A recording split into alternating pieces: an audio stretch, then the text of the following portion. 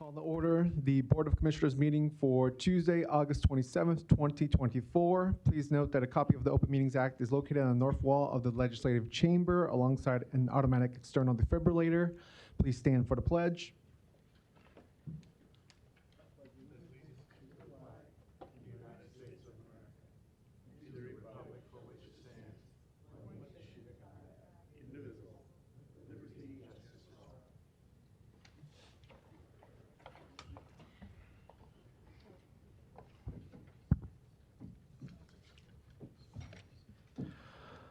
Our first item of business is the Douglas County Board of Equalization. Roll call, please. Commissioner Borgeson. Commissioner Boyle. Commissioner Kavanaugh. Commissioner Friend. Commissioner Morgan is absent. Commissioner Rogers. Mr. Chair. Here. First, we have items A and B. A being the approval of the minutes of the Board of Equalization meeting held Tuesday, August 20th, August 20th, 2024. And B, a call for a meeting and set Tuesday, September 10th, 2024 as date for hearing on certified assessment corrections reflecting the addition of omitted property to the tax rolls or increased value on property. Do I have a motion and a second? Second. Motion by Rogers, second by Friend. Please vote. Well, sorry, Commissioners. Let me try this again.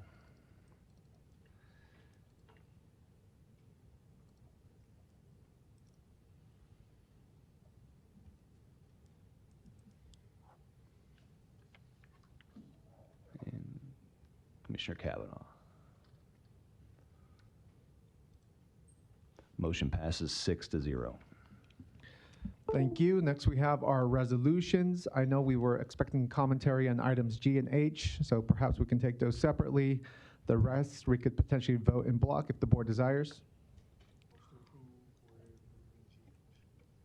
Motion to approve all resolutions minus G and H. Second by Friend. Please vote. One moment, please.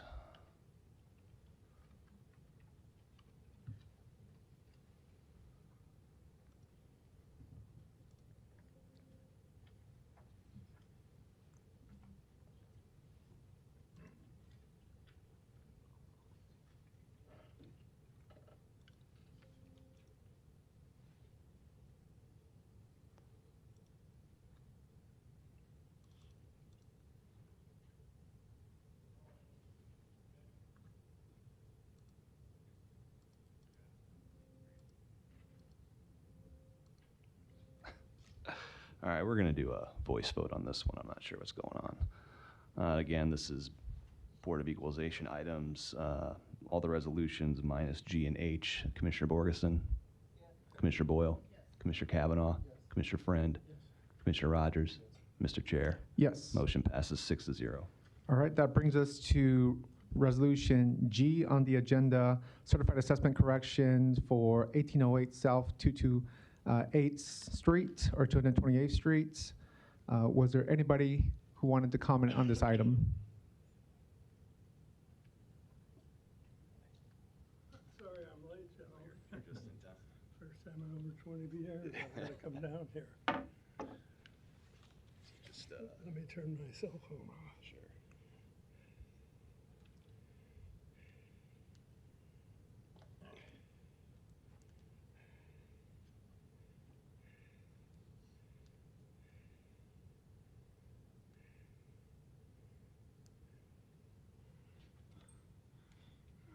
Good morning, ladies and gentlemen. Morning. Thank you for letting me come down about this 228th Street. Just state your name for the record. My name is Mason Steinberg. I live on the, Mike's closer to you. my name is Mason Steinberg. I live on the property. It's in my wife's name because she's younger than I am. This homestead that we have, which was 3 acres until the county took some road away from us, so we're only 2.96 acres now. We are in the floodway. You cannot do anything on the property that wasn't there when Omaha took over, including I had a hard time putting a fence up for some horses we, for some reason, somebody put that she would accept, what was it, 147,000 or something like that. Yeah. And that is incorrect, being that nothing can be done. Periodically, people will stop and want to know if it's for sale. And we told them, how much would you give us? And they said, well, tell us about it. The minute we say you can't do anything that isn't here right now, they walk away. For years, if you look at the property, you'll see that it was down a little over $100,000. Then it jumped up to $180,000 this year. Someone said, "Oh, how about 147,000? That's still too much." That property can't increase in value because there's nothing you can do with it. So she would like to get it back down to around $110,000, $115,000 if you all are willing to do it. Any questions? Thank you, sir, for coming this morning. And Dan, do you want to add any context, Mr. Clerk, on this item? Sure. Is everybody- Yes, Dan Mesh, Douglas County Clerk. So I talked to, why we're here today, I talked to Mr. Steinberg on the phone. He had requested an appointment with a referee. Now, so he protested his property valuation during the month of June. You can request an appointment with a referee. It's not required. But he never got his appointment. We looked at his form, and he had requested one. So when that happens, okay, we're going to treat this as a clerical error on our, we were processing, we made a clerical error. So then we set up an appointment with a referee coordinator to have him review this property protest, and he called Mr. Steinberg, and the value was at $181,700. The referee is recommending $147,000 for the tax year 2024. As far as some of and I did give a hard copy to it's item G. I think either the third or fourth page kind of includes Mr. Musto's comments as to how he arrived at the recommendation of $147,000. But from 2019 to 2022, the property was, 2019 it was at $91,200. From 2020 to 2022 was at $96,800. In 2023 is at $101,450, and then 2023 to 2024 is when it saw an increase of about $80,000. So this would be, even though the referee's recommendation today is for less than what it currently is, it'd still be about $47,000, $46,000 more than it was last year.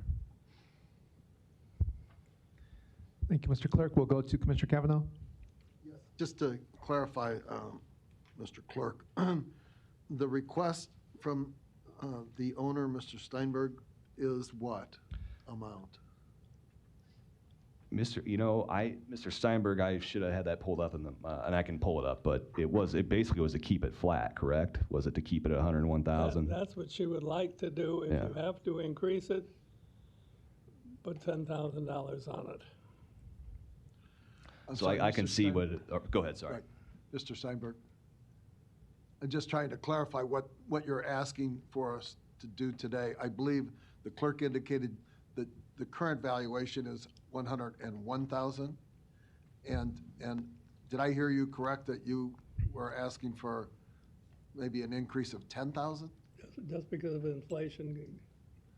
So that would be Increase of $10,000. $111,000 is basically your that's request? fair enough. Okay. Yes. Okay.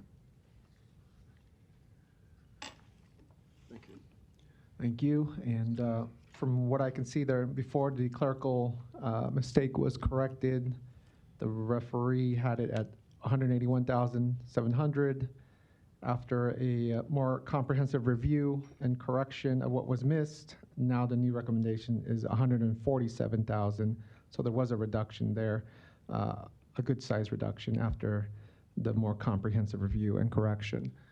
So I think that's where we're at. Any other commentary? Commissioner Kavanaugh? I would just ask, you mentioned that going from 101 to 111 would be an accurate representation of just inflation and real estate, and I don't argue that. But were there any changes, improvements made in the last calendar year on your property that might be on top of that? Absolutely none, excepting we keep the grass mowed. Well, that's good. But you didn't put in any improvements on the Nothing, land or on the... because we really can't, according to Omaha's law. Yeah, I think there's other people that'll discuss that with you, or maybe they already have. It's tough out there because we're in the 3-mile limit of the city of Omaha.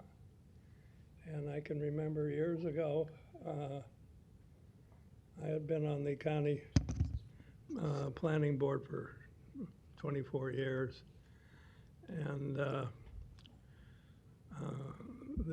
mayor of Elkhorn at the time wanted to stop Omaha from annexing them.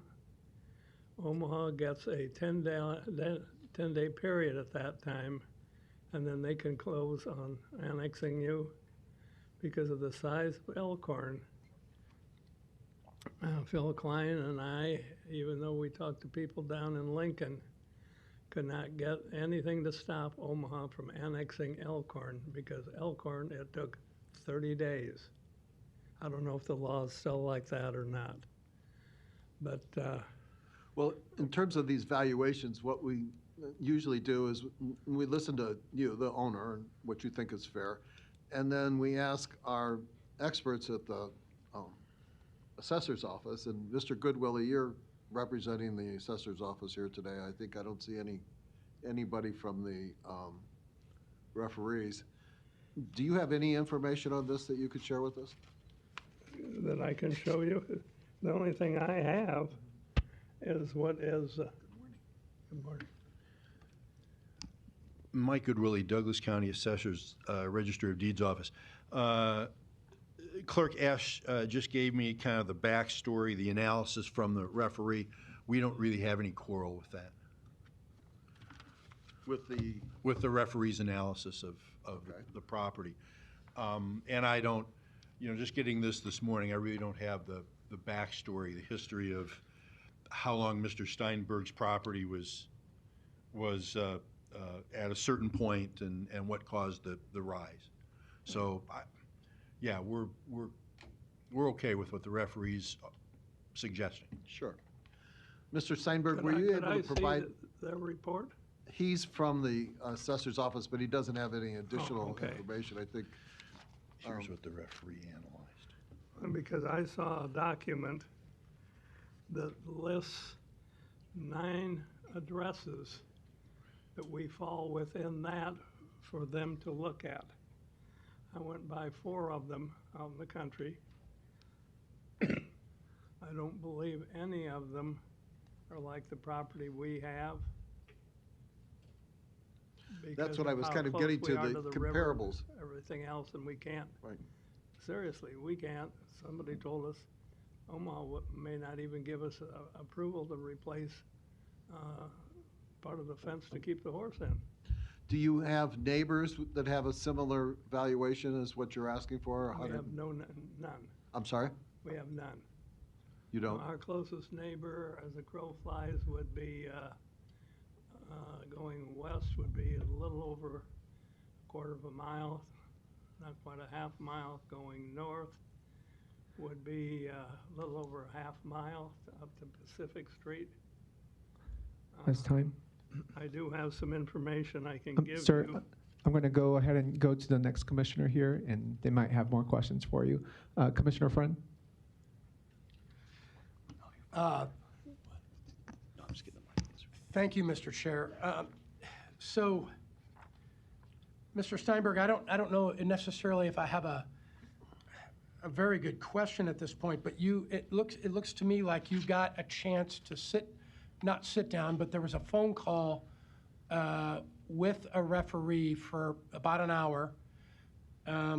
What I gleaned from this report based on that phone call is that the property is and it says that here, according to Mr. Musto and his letter, that the property is completely within the designed or designated floodway of the Elkhorn River. And no such new building, no building would be allowed if something were to occur. We've already established that, and it's verified here in this note. There's additional risk present, and that is if the property's damaged over 50%, you couldn't rebuild anything. So I guess my thing is we're put in a weird spot here, and I would say the weird spot is this. The recommendation that the land remained unchanged at $75,200, and then because of depreciation, physical depreciation, everything else, then now we're at $147,000.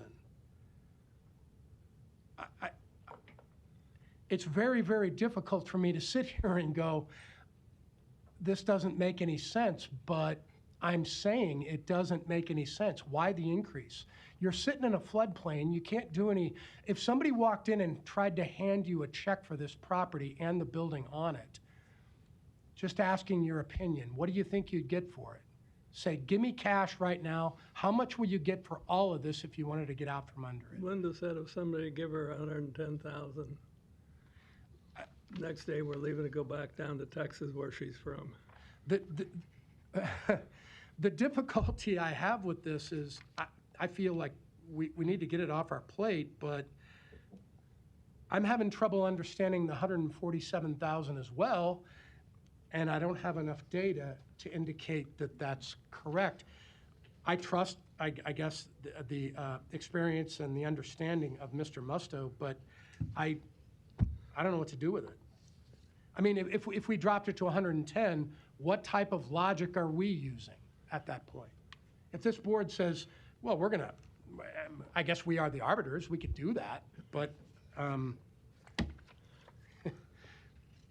more I open my mouth and the more I talk, the more confusing this gets for me. So I want to listen to other folks on this board and anybody else that might have some input from the assessor's office or anywhere else. So thank you, Mr. Chair. Thank you. Commissioner Borgerson?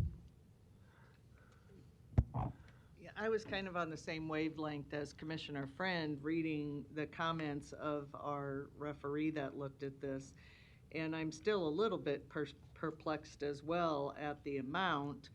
And again, because you were turned down once when you wanted to do something to the home, and then it does say that you can't add any new buildings because of being where you are in the floodplain. And then again, if you were in the situation where 50% of your property would be damaged, they would definitely not be able to allow you to repair or rebuild. So I don't see how an increase in value with that surrounding the issues surrounding the property and home. So I have no problem with moving it to the 111,450, and I'd make that motion. Motion by Borgerson, second by Boyle, to move it to 111,500? 450, okay, 111,450. So it's a motion on the table, it's been seconded. Commissioner Boyle? I was just going to make similar points that this is a home that can only depreciate and never appreciate. So we really shouldn't be putting a lot of value on the home portion of the property itself. So for that reason, I was going to make the same motion that it's very kind of you actually to give an increase, because like I said, this isn't a property that's ever going to appreciate, it sounds like. So the fact that you're at least willing to say increase it to 111, I think is kind as a taxpayer. But at the same time, I agree that this is definitely something that is not fair in other ways because of the restrictions that are put upon you because of the nature of the property and other laws surrounding it. So I agree with that motion. Thank you. Commissioner Kavanaugh? Thank you. Mr. Steinberg, I just want to thank you for coming down, taking time to bring this to our attention. Sitting as a Board of Equalization, we try to make the right decision here on people's property, but there are so many properties that unless you bring it to our attention, it's difficult for us to make those adjustments. So I appreciate you taking the time, and I think you make a good case, and I'm in support of your position. Thank you. Thank you. Any other comment on this item? There is a motion on the table. So if no further discussion, we'll vote on that motion.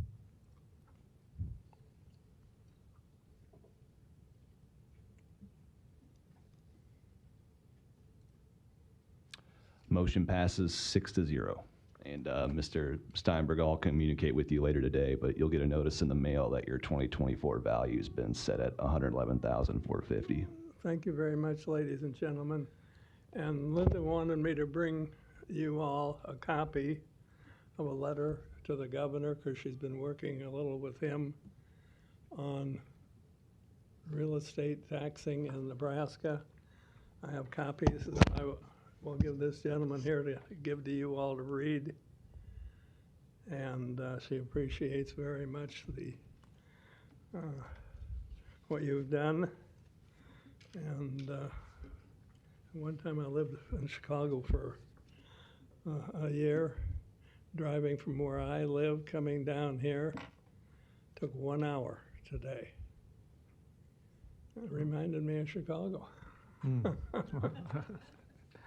Yes, thank you very much. She certainly appreciates it. Thank you, sir. Thank you. That completes item G. We'll now go to item H, which is a protest of Form 425 decision on 23101 West Dodge Road. Is there a commentary on this item? This is Dan Ash, Douglas County Clerk. I may not need to, maybe a little redundant, because I think the agenda request form kind of explains the background, but I still want to give some background before I turn it over to Kelly Armstrong. So Kelly, unfortunately, one of her properties was the ones that was damaged by the tornado on April 26th. She filed a Form 425. She did get a reduction in value, but it was basically got lowered to just the land value. It was prior, the land value was at $87,000. It got reduced to $74,000, and obviously there was a further reduction because there was a building there that got reduced to zero. And I apologize, I don't have the exact figure in front of me, but she submitted a protest arguing that the land value should be even less, and a lot of it, I asked Chair Garcia if we can have these two items kind of back to back, because they're kind of similar situations where she was requesting, a big reason why she was requesting a lower value is because of where the property is located and the city won't allow her to rebuild. The referee is, I haven't actually talked to her, I think the referee generally agreed with her. He's recommending a land value of $18,000, but Kelly still wanted the opportunity to address the board, so I'll turn it over to her. Thank you. Thank you. Yep. Kelly Armstrong, 23101 West Dodge Road. I am basically here protesting any valuation on the property other than zero, mostly because I lost everything in the tornado, and we're not allowed to rebuild. We're not allowed to repair. We've been devastated and lost everything, and now we're told that the new value of $18,000 is based on an ag value and what the land should be worth if we were to sell it for ag land. We're not able to do that because of the new regulations that Omaha put in place, being in the ETJ, because automatically if you're under 5 acres, you can't be zoned ag anymore. So we have to stay rural residential. So some of the restrictions and regulations that have been placed on us won't allow us to do anything with the land. It has absolutely zero market value at this point. It's a blighted property. And we have underground septic tank, we have underground propane tank, we have well heads from our case well. foundations that are left over from the destruction of the tornado, trees that are still in need of repair. And for us to try to justify paying anything on a property for taxes that we literally cannot do a thing with, it's nothing but a liability to us at this point. And we still have people encroaching on the property, trying to loot what little things we have dug out of debris piles. And so, you know, we asked that if we can't rebuild, at least let us repair the one barn that we have left. That will not be allowed. We can't do anything with the property. And so that leaves it at a zero value and just a liability for us. So at this point, what I'm requesting is that we have a zero tax value, because if we don't have any value to gain from the property and we don't have quiet enjoyment of our own property, we've been told we can't stay there, that the property is uninhabitable.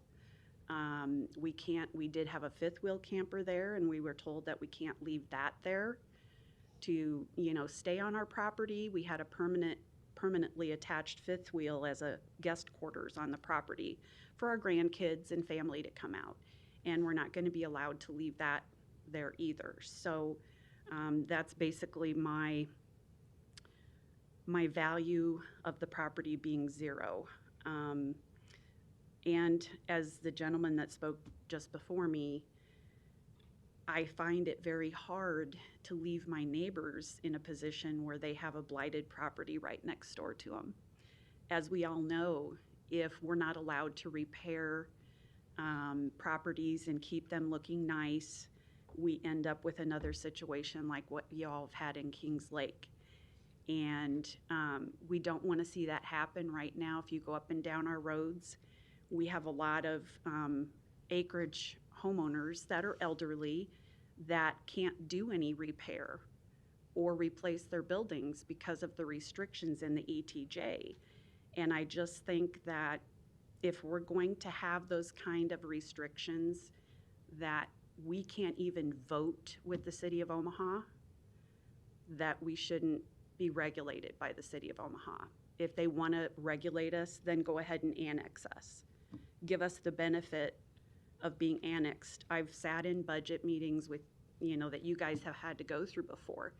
And I know there's a fair amount of our tax dollars in Western Douglas County that go to the City of Omaha. And I just think if they want to regulate us, then give us the opportunity to vote on those things and annex us. Thank you very much for your consideration today. Yeah, thank you for being here, and sorry to hear about everything you've been through this year. We're going to go ahead and go to Commissioner Borgerson. You bring up good points in terms of what will you do with this property? I mean, to me, I have no problem putting it at zero. If you can't do absolutely nothing, what are you to do? And by the way, I don't like the 3-mile zoning law either. It should have been gone a long time ago, but what will, I mean, other than clear it off and do nothing? That's a good question that I'm still trying to answer at this point, because it's not marketable. I've had a real estate agent out there. I've had FEMA representatives. You know, we were willing to bring the property up to floodway standards, putting a house on piers to rebuild. We got bids for all of that. I was willing to even construct a berm around the property. Riverside Lakes was conveniently excluded from the floodway, even though they do not have a Corps of Engineers levy. Right. And I think that that is an injustice. Well, again, I just have no idea what you would do with it. And again, this is just going to be for, you know, a particular point in time. And I think if it goes to zero, it gives you a chance to figure out what to do. Because again, Right. if you're being told you can't do anything, then I don't see how there is any value to it. But what you do with it is, I guess, a whole nother conversation or issue, but I have no problem with putting it at 0 for a year to figure out what the heck you can do with it. Thank you very much. We'll go to Commissioner Boyle. You said that you, just curious, you stated you had a real estate agent come and you talked to them about it. What did they say? They said really at this point, even to try to change the zoning, we can't because of the restrictions, the regulations that are new that Omaha put in, which coincidentally none of us landowners had an opportunity to speak to before that happened. We can't try to rezone it. We don't qualify. It's automatically disqualified for ag because of being less than 5 acres.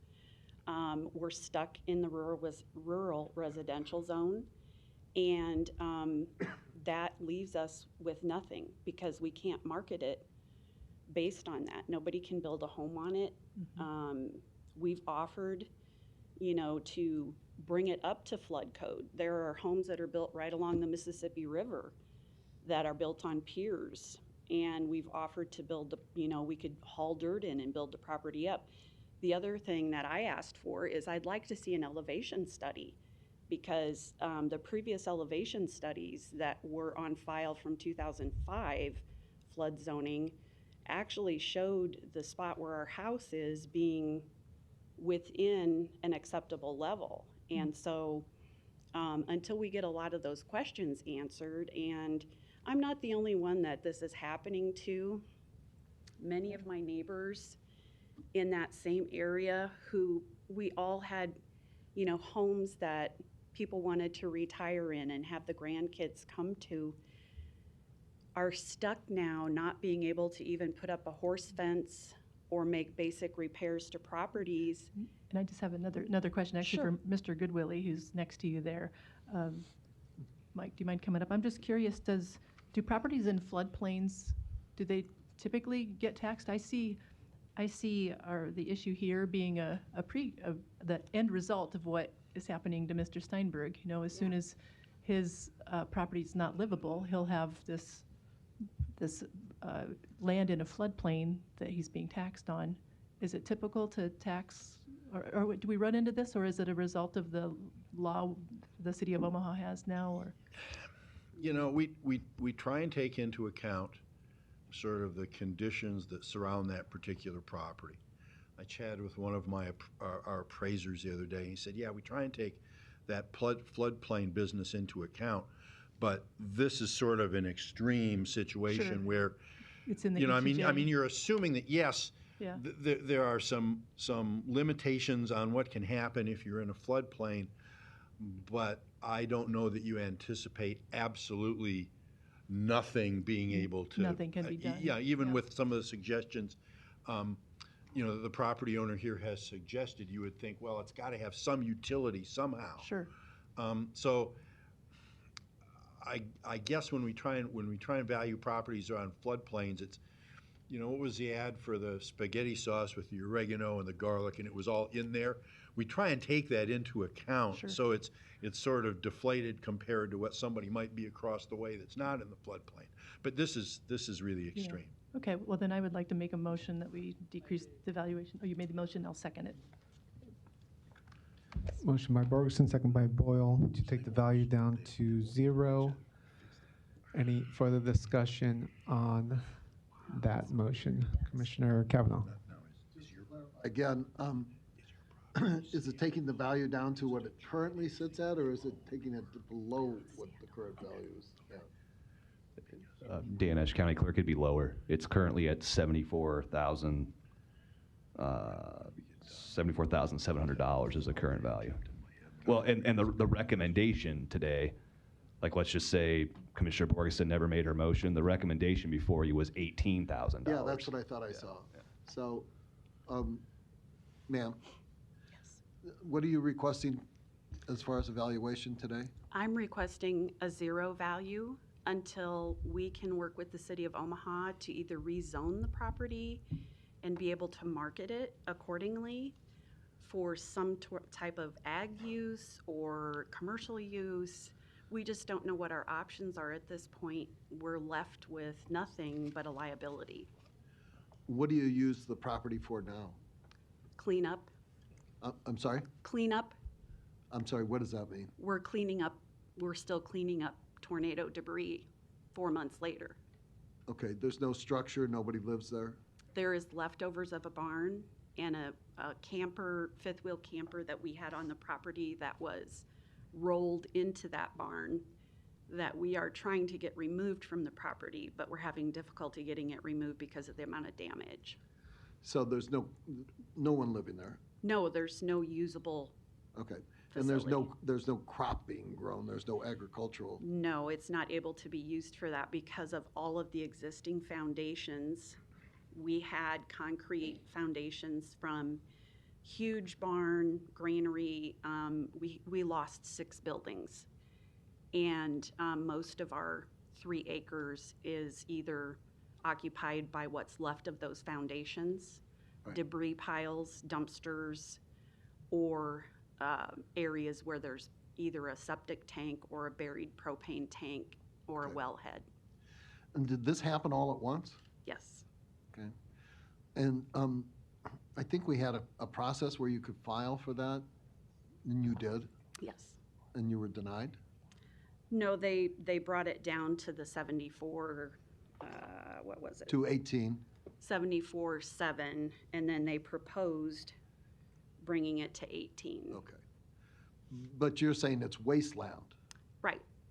Okay. And how Right much- now, I'd honestly be better off just to walk away from it and leave all the trash there.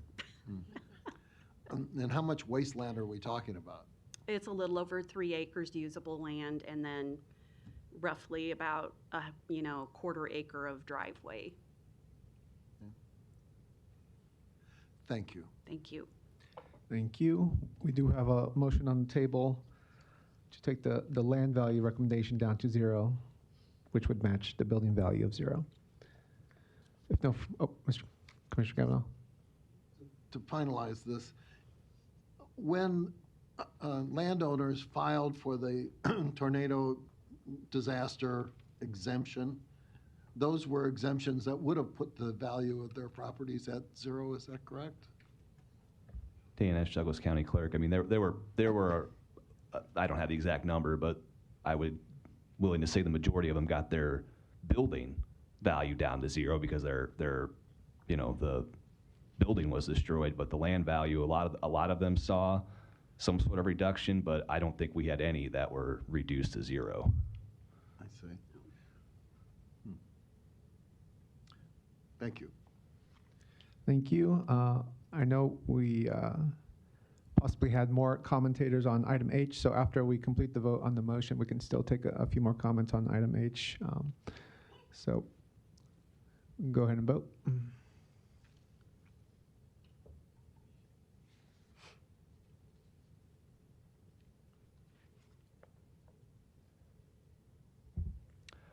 Motion passes 6-0. Thank you. Thank you. That motion passes. Was there any final comments from, I think, neighbors that maybe wanted to comment, or? You want us to come up there? Yes, please go ahead and do so.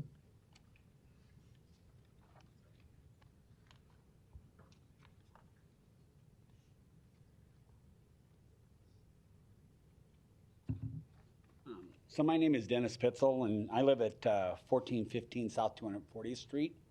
So I, again, was hit by the tornado. In my case, my house wasn't lost. So I got some substantial damage, but it's repairable. Did not exceed the 51%. But what we're running into is the fear of Omaha. So I went down and asked the permit issue. And what they're telling me is now they keep changing the rules in our area as we go along. So they keep raising the valuations of our properties. Mine is quite high. And they keep doing that, but then they keep changing the rules that for what we're allowed to do on our property.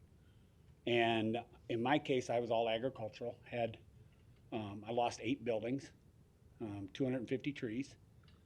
And we're trying to, right now, rebuild. I go down to the city of Omaha, and they say you have to get a certified stamped engineered drawing of the buildings you want to rebuild. Okay, well, come to find out, that's $30,000 cost to get those certified stamps, with no guarantee from the city of Omaha whether we're going to get to rebuild or not. They didn't say we're going to get the permit. They said before we can ask, we have to have this. That's part of it. The other part of it is we don't have anyone. I mean, I appreciate coming here, but we have nobody within the city of Omaha to go to say help. We have nothing. We don't get to vote for it. We don't get to ask. We get nothing. Matter of fact, called the city, I called the mayor's office, never get a call back. I've called Bacon's office, never get a call back. I called Senator Ricketts, at least they called back and they're willing to listen, but then that's taking it up to the flood level issue. Because in 2019, we all got hit with a biblical flood. I mean, it was biblical. And we're all still here. My house, every building is still there, was still there. And they fought us then. They fought like you wouldn't believe. And it's like, for what reason are you fighting us? All we gotta do is put our houses back together. And they keep fighting us on this. And for what is the end goal? Well, we've heard it from some people within the city planning. Their goal is to turn that whole valley into nothing but a bunch of West Shores, lakes and developments, because that's where the real tax dollars are. The real tax dollars don't come from us, our acreages. They come from the West Shores. So the minute we're gone, all they're gonna do is dig it all up, raise the elevations, and they're gonna turn it into lakefront properties. That's their ultimate goal. And who's behind that goal? What's the purpose? Because I've been there now 31 years. I had no plans on leaving anywhere. I was not going anywhere. My goal is to, when I die, spread my ashes out in my yard and let my children have my house. But that isn't gonna happen if we don't do something about the city of Omaha. They can't continue to have this power over this buffer zone that they call. In the state of Texas, they got rid of it. They allow people in the state of Texas to have the choice of being within the buffer zone. Do you want the services? Because city of Omaha does nothing for us. They do nothing. So it doesn't make any sense to be in the city of Omaha's jurisdiction when they're not doing anything to be a part of us. They don't allow us to vote. They don't answer our questions. They don't let us sit on a board. Nothing. And that's what I'm asking you. You're the county. In my opinion, it should go state, county, city. You should have power over the city of Omaha. You should have ultimate say-so over the city of Omaha. And then the state should have ultimate say-so over you. It shouldn't be any different than that. But in this case, city of Omaha dictates to the state, to the city, to everybody. We got people on that city planning board that answer to no one. Thank you, sir. I do have to wrap you up, but Understand. stay up here because there might be a question for you. Please. Commissioner Friend? Thank you, Mr. Chair. So, Dennis, I don't know how relevant this, well, I think it's relevant. How how are you and your neighbors insuring the home and the property? So the reason I asked the question, is it a private sector, will a private sector insurance company even touch this with a 50-foot pole, or do you have to insure it through the state? No, I have flood insurance through FEMA, or through, your regulated flood insurance. And then I have my own homeowner's insurance. I did have my business on my property, so I had my business insurance. So I am insured. But the bottom line is, you end up getting a check from the insurance, the insurance provider, and then there's bureaucracy that essentially says, we don't care what type of check you had, you're not making, if it's over 50%, you're not making these enhancements. You Correct. can't. Okay. If it was over, if my Gotcha. house would have been damaged over 50%, I would have been out 49, 48, 47, whatever the insurance company deemed as damaged. They would have Right. paid me for that. Thank God it wasn't, but I'd have been out the remainder. Right. So my final question is, when an insurance company hands you a check, either public or privately funded insurance companies hand you a check, they want receipts back to show what type of value add that they've gotten after they handed you the check. That is correct. So what are they asking for now? Are you telling them, look, I just took a check from you and there's nothing I can do, so I just deposit the money and sorry, I don't have an invoice? I'm just curious. We're at that point right now because they are questioning me. So you're bringing up a subject that is occurring at this point in time, in that the insurance company wants to know where I'm using those funds. And I do have a mortgage on my property. And my mortgage company is saying, when are you going to put your property back to what we gave you money for in your loan? In other words, I'm at this dilemma. Believe it or not, I would have never thought that having a tornado would make a full-time job. But I own a company, and I spend more time dealing with the issues of the city of Omaha and the issues with insurance and the issues with everything else that has nothing to do with my business. It's a full-time job dealing with the problems of every day trying to rebuild my property.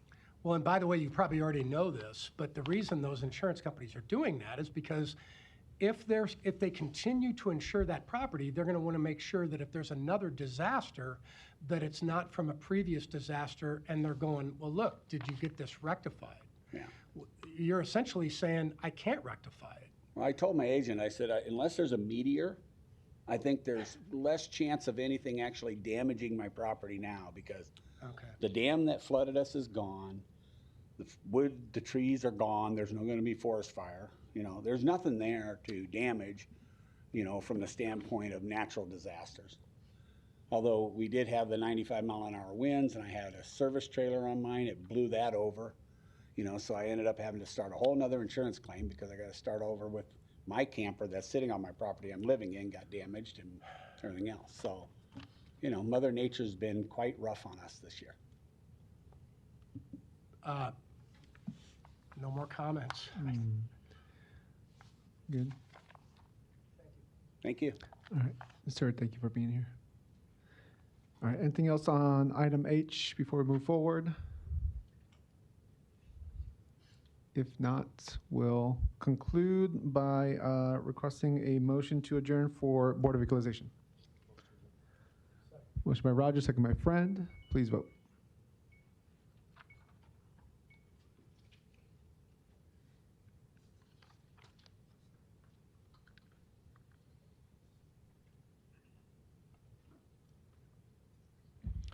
Motion passes 6-0. Thank you. We'll now commence our Board of Commissioners meeting. Roll call, please. Commissioner Borgeson? Commissioner Boyle? Commissioner Kavanaugh? Commissioner Friend? Commissioner Morgan is absent. Commissioner Rogers? Mr. Chair. Here. First item of business is section 1A and B. A being the approval of the minutes of the Board of Commissioners meeting held Tuesday, August 20th, 2024, and B being the approval of claims submitted for payment process through Tuesday, September 3rd, 2024. Do I have a motion and a second? Motion by Rogers, second by Friend. Please vote.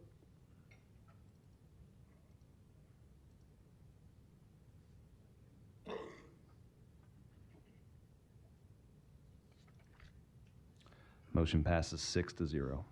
Thank you. Next, we have our consent agenda. The motion and second for discussion.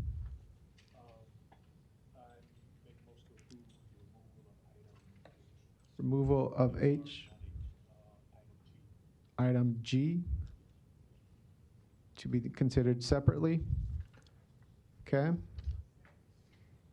Second by Boyle. And discussion. Commissioner Kavanaugh? But not H, right? That's correct. Okay. Item H, although it doesn't explicitly say so, I believe is a $30+ million proposal, which I've opposed, to expand the jail to allow for incarceration of mentally ill people in a segregated unit. The amount and cost of this construction is not in the documents that I can see. There have been no hearings of the appropriate committees of jurisdiction on this. And the problematic jail expansion using what is proposed to be ARPA funds is prohibited by ARPA, is not authorized by ARPA, and subjects us to potential clawback of all of that money by the federal government. In addition, the recent special session of the legislature established a state cap on our taxing and budget authority, so that we will have probably fewer resources than we have had today, although we haven't received any estimate of what that legislative action and LB2 and other initiatives will be in terms of dollar amount. Some services were exempt, and in conversations with some of my colleagues, the idea would be that this would be exempt under the inmate detention exemption under statutory authority in 13.320. That just makes us more prone to clearly violating the ARPA Act's prohibition against expansion of inmate detention or jail facilities. This is not a service that is mandated by the state, so we're expanding a non-mandated service in light of a budget constraint with serious questions about the authority to use ARPA funds to even do this in the first place. On top of that, the inmate stay in the Douglas County Correction Center is limited and will definitely not be sufficient to help address anybody's long-term mental health issues, so the benefits will be limited as well. So with the risks of the state cap, which we don't have an estimate of, to expand a non-mandated service that is not authorized by ARPA and has no cost estimate in the documents before us today, although it's in excess of $30 million, faces us with a bigger risk than the kids' jail fiasco that we're currently dealing with of 30 seconds. $27 million in operating costs ongoing, a property tax increase, a vacant, empty building, and not one kid helped. This shouldn't be on the consent agenda. In the legislature, nothing makes the consent agenda if there's a single vote against it. I voted against this from the outset. This should have a full and fair public hearing. It's a massive extension of our obligation, and we're not in a position at this point to say how we're going to meet that going forward. I've heard estimates of $1 million a year or more from the corrections people. I vigorously oppose this. Without Commissioner Morgan here today and others who would like to come forward and inform me they're not available today, I'd ask that we lay this over for consideration in September. Thank you. Also on H, just a quick typo clarification. Both the agenda and the actual resolution say construction manager at risk. It's actually just the construction company itself that's being chosen for the project, because we already approved the CM at risk in our previous resolution. So that is a typo / error that we can correct. With that, I'll go to Commissioner Friend. Thank you, Mr. Chair. Do we need an amendment right now to correct that language? You probably should. I'd like to make a motion to, I'd like to speak to this, but I'd like to make a motion to correct that language. It should not say construction manager at risk. It should say McCarthy Building Companies adds construction company, correct? Mm-hmm. Correct. Second that. Motion by Friend, second by Boyle to correct the error just mentioned by Commissioner Friend. Okay, can I continue, Mr. Chair? Let's vote on that amendment first, and then we'll continue. All right. Give me one moment, please.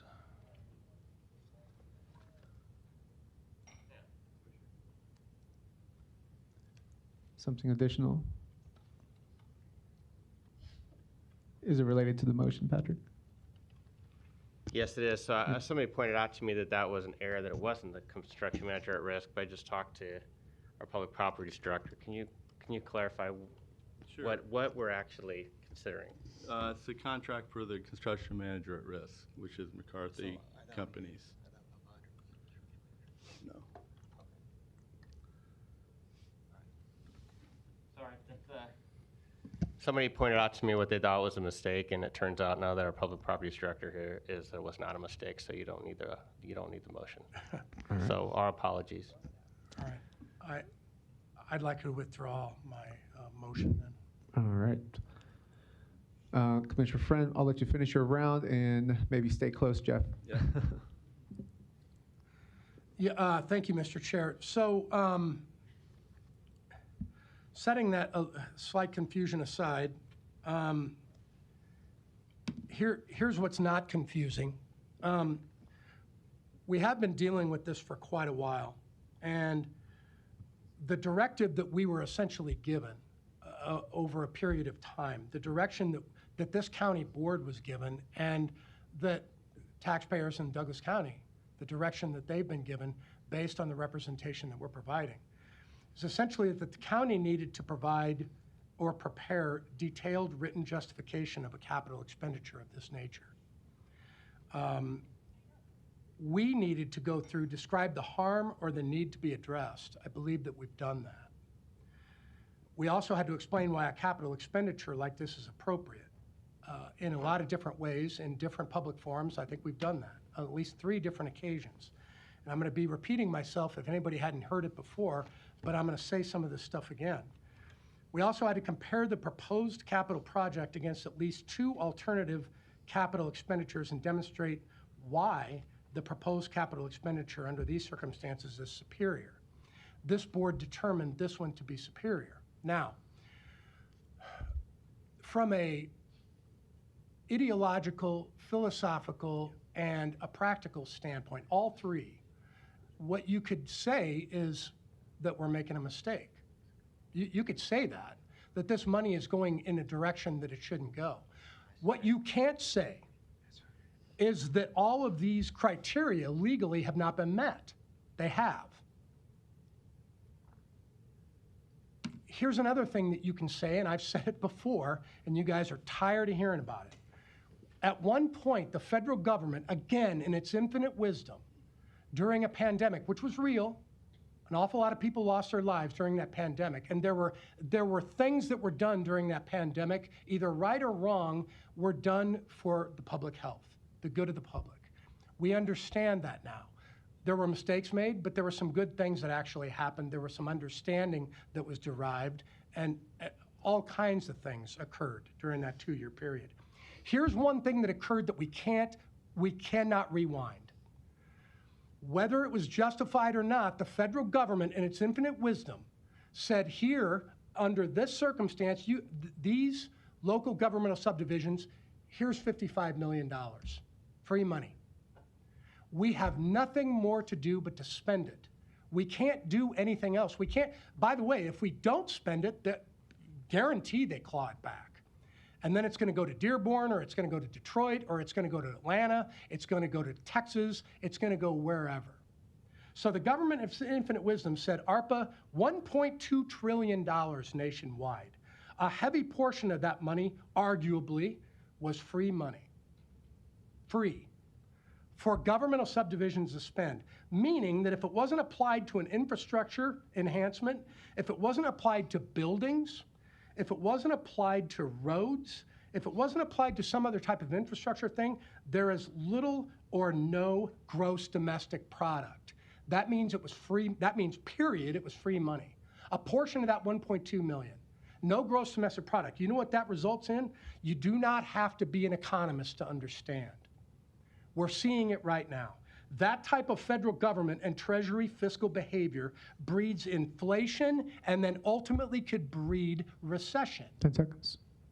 10 seconds. We've seen inflation. We're going to see recession because that money's still out there and it's free. I'm not done. Thank you, Mr. Chair. Thank you, Commissioner Friend. We'll go to Commissioner Borgerson. This project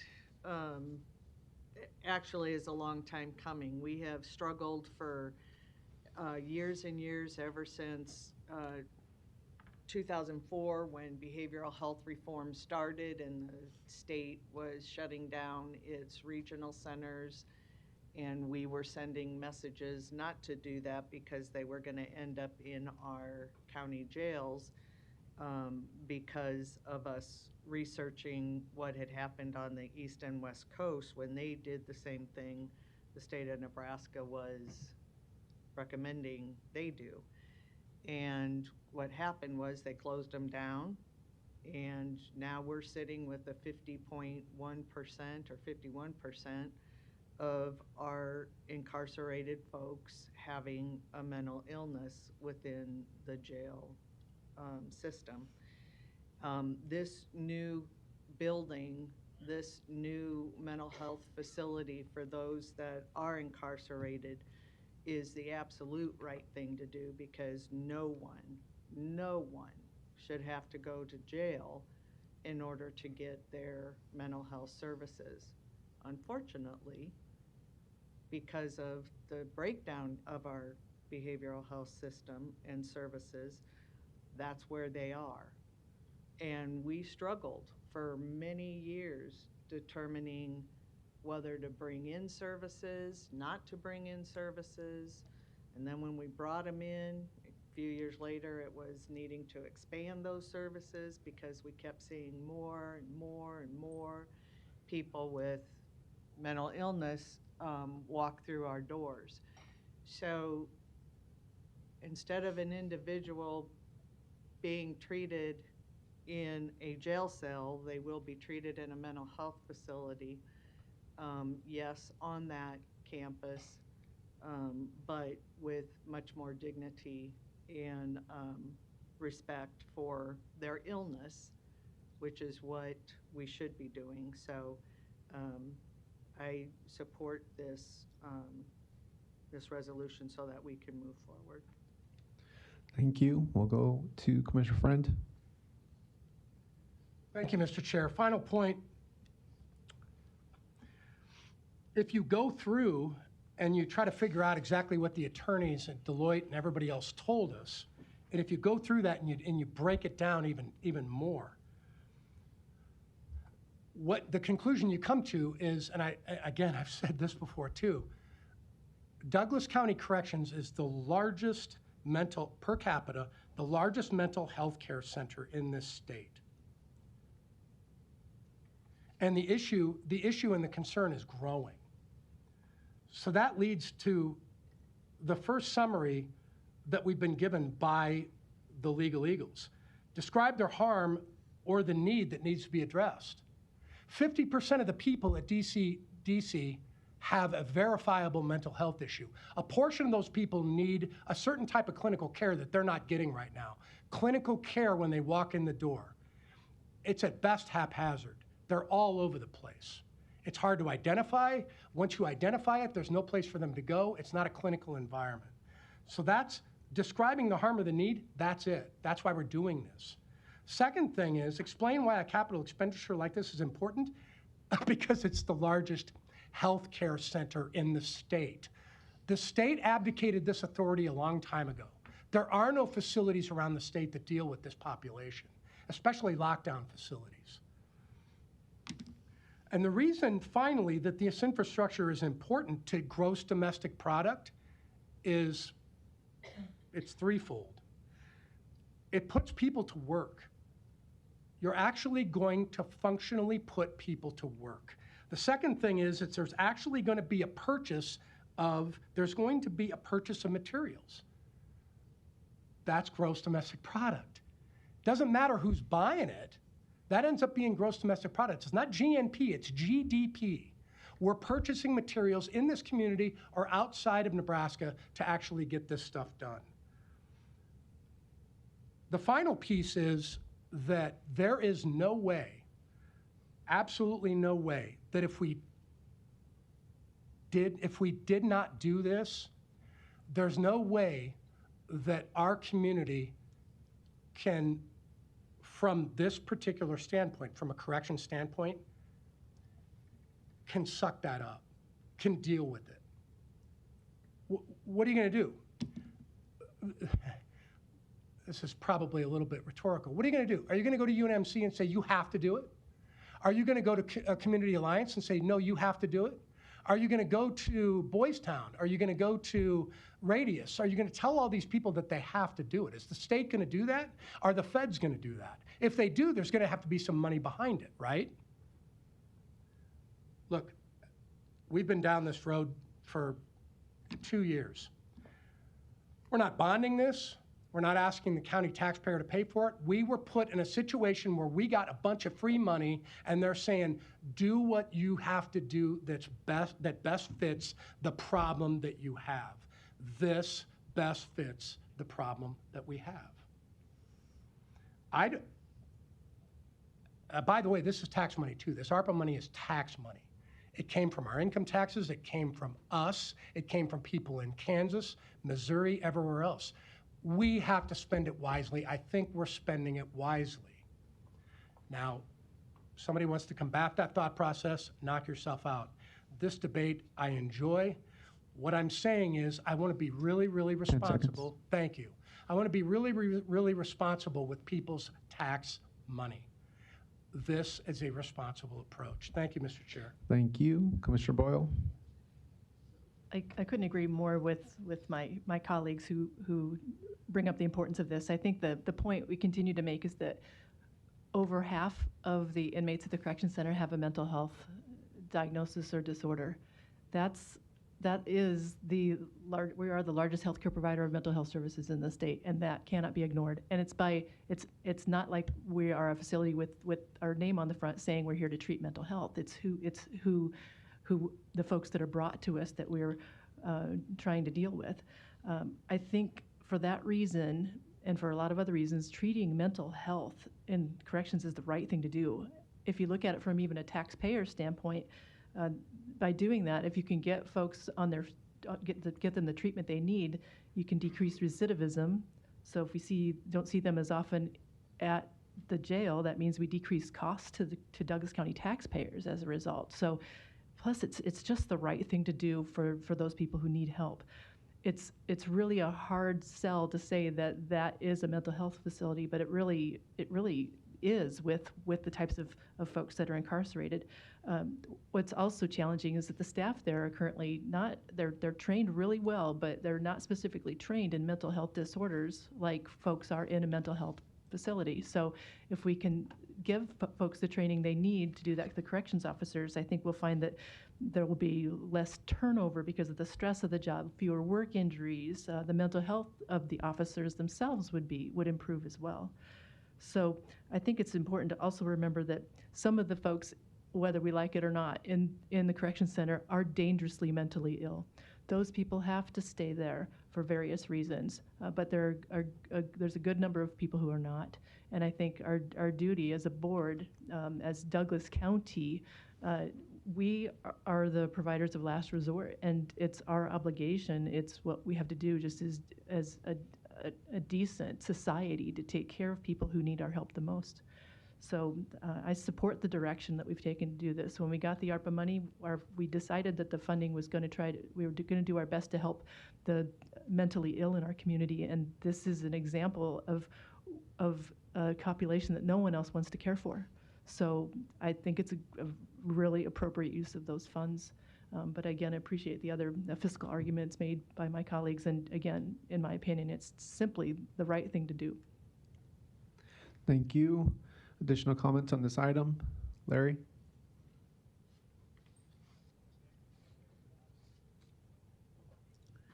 We are on item G only, is that right?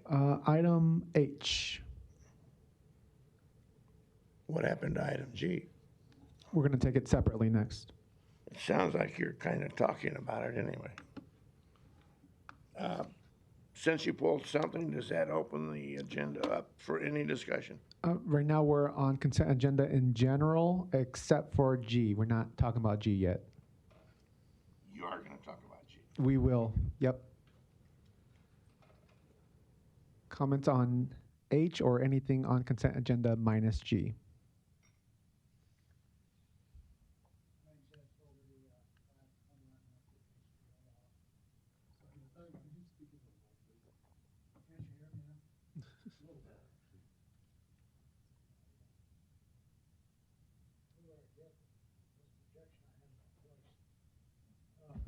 Actually, I'm not sure if it's, well, there we go, wow.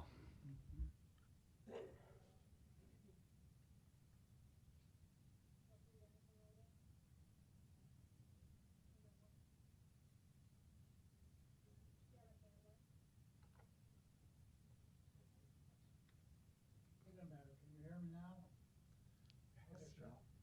It's working. 1040, 521 North 38th Street, Omaha. Douglas, County taxpayer. And I've been here before. And I guess I'll show up at all of the little steps towards completion of that jail, opposing it. And I want to do is never too late to back off a mistake, not on policy, not on being good-hearted, addressing a need, but on going beyond and away from what the Congress said it wanted done with this jail. Congress controls it, and they're not mean-hearted people of building jails. That probably passes and goes under certain other statutes that are very nice for jail building. Probably wrapped into a program that has to do with improving criminal justice. I do not come to this place unsympathetic to mentally ill. For 23 years, I took care of, as chairman of the lawyer chairman of the Douglas County Board of Mental Health, about 800 people so severely mentally ill they had to be committed because they were dangerous to themselves almost always, suicidal, or more often so decompensating they just couldn't take care of their daily needs. And we keep them there as long as it took to get them back on their feet, sometimes 6 months, sometimes 6 weeks, sometimes 6 years, and some people were forever. You're running a jail is going to have people there for 60 days, 90 days. And that's not what Congress wanted to address in ARPA. You're wrong on ARPA. I don't care what the word says.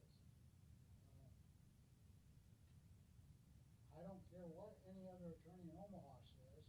I'm going to tell you what the most conservative, protective of county money association says. I quoted it back before the National Association of Counties has addressed this. They addressed it once again on August 12th, 2024, on something called myth versus fact, about 8 areas, only one of them to make today. It is myth. State, local, fiscal recovery funds were used to build jails and stadiums, which is an improper use of the funds. 10 seconds. Kind of a myth, because all over the country, there's all sorts of loophole rules at work, build money that violates ARPA.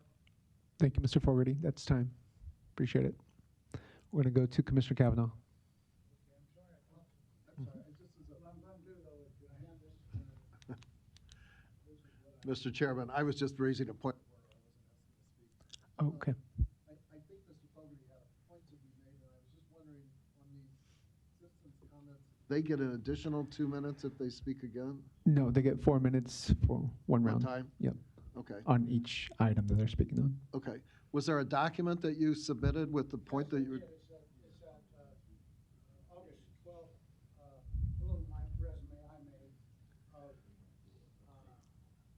the continuing prohibition against jail building with one little $10 million loophole that I talked to you about afterwards.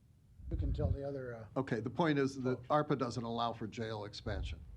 No, it does. That's the point. That's the point, and there is a little loophole that doesn't That's fine. save this project at all. Thank you. Thank you. Larry? Thank you. Now, I know that you can extend his time if you wish, and you people can vote for him to do that. But my comments will come more in line with item H after all, because it has to do with most of what words came out of your mouths this morning. And I'd like to remind you that this is a compound constitutional republic. It's not a democracy. It's a system of federalism in that the federal government is separate from you, state and local. They never intended for the federal power to come in and usurp your powers, yet you are crying every day about the loss of local control. Well, you took local control from us, from we the people. ARPA might, the word is clawback. Mr. Fogarty, I think his name is, has brought that term up a number of times. They might come back and tell you they want their money back. But folks, you should have refused it. You did not have to take that money. They have no power to do that. It's not in the Constitution. They usurped state power. You took the money. You shouldn't have. I want to submit 2 documents. I'm not going to read them all, but I also sent them by email. One has to do with, the National Association of Counties. And there's a picture of Miss Borgeson when she was, I believe, chairman. There's a Nebraska Association of Counties. There's a federal association of everything, and a state and a local. And these people, you're listening to them and you're following a lot of their recommendations because they know about things. But we don't, so you never ask us. Yet you want to get up there and cry baby about the federal government throwing this at you and making you do it. No, they don't. They don't make you do it. We want the power back. And I hope to hell this election gives the power back to the people.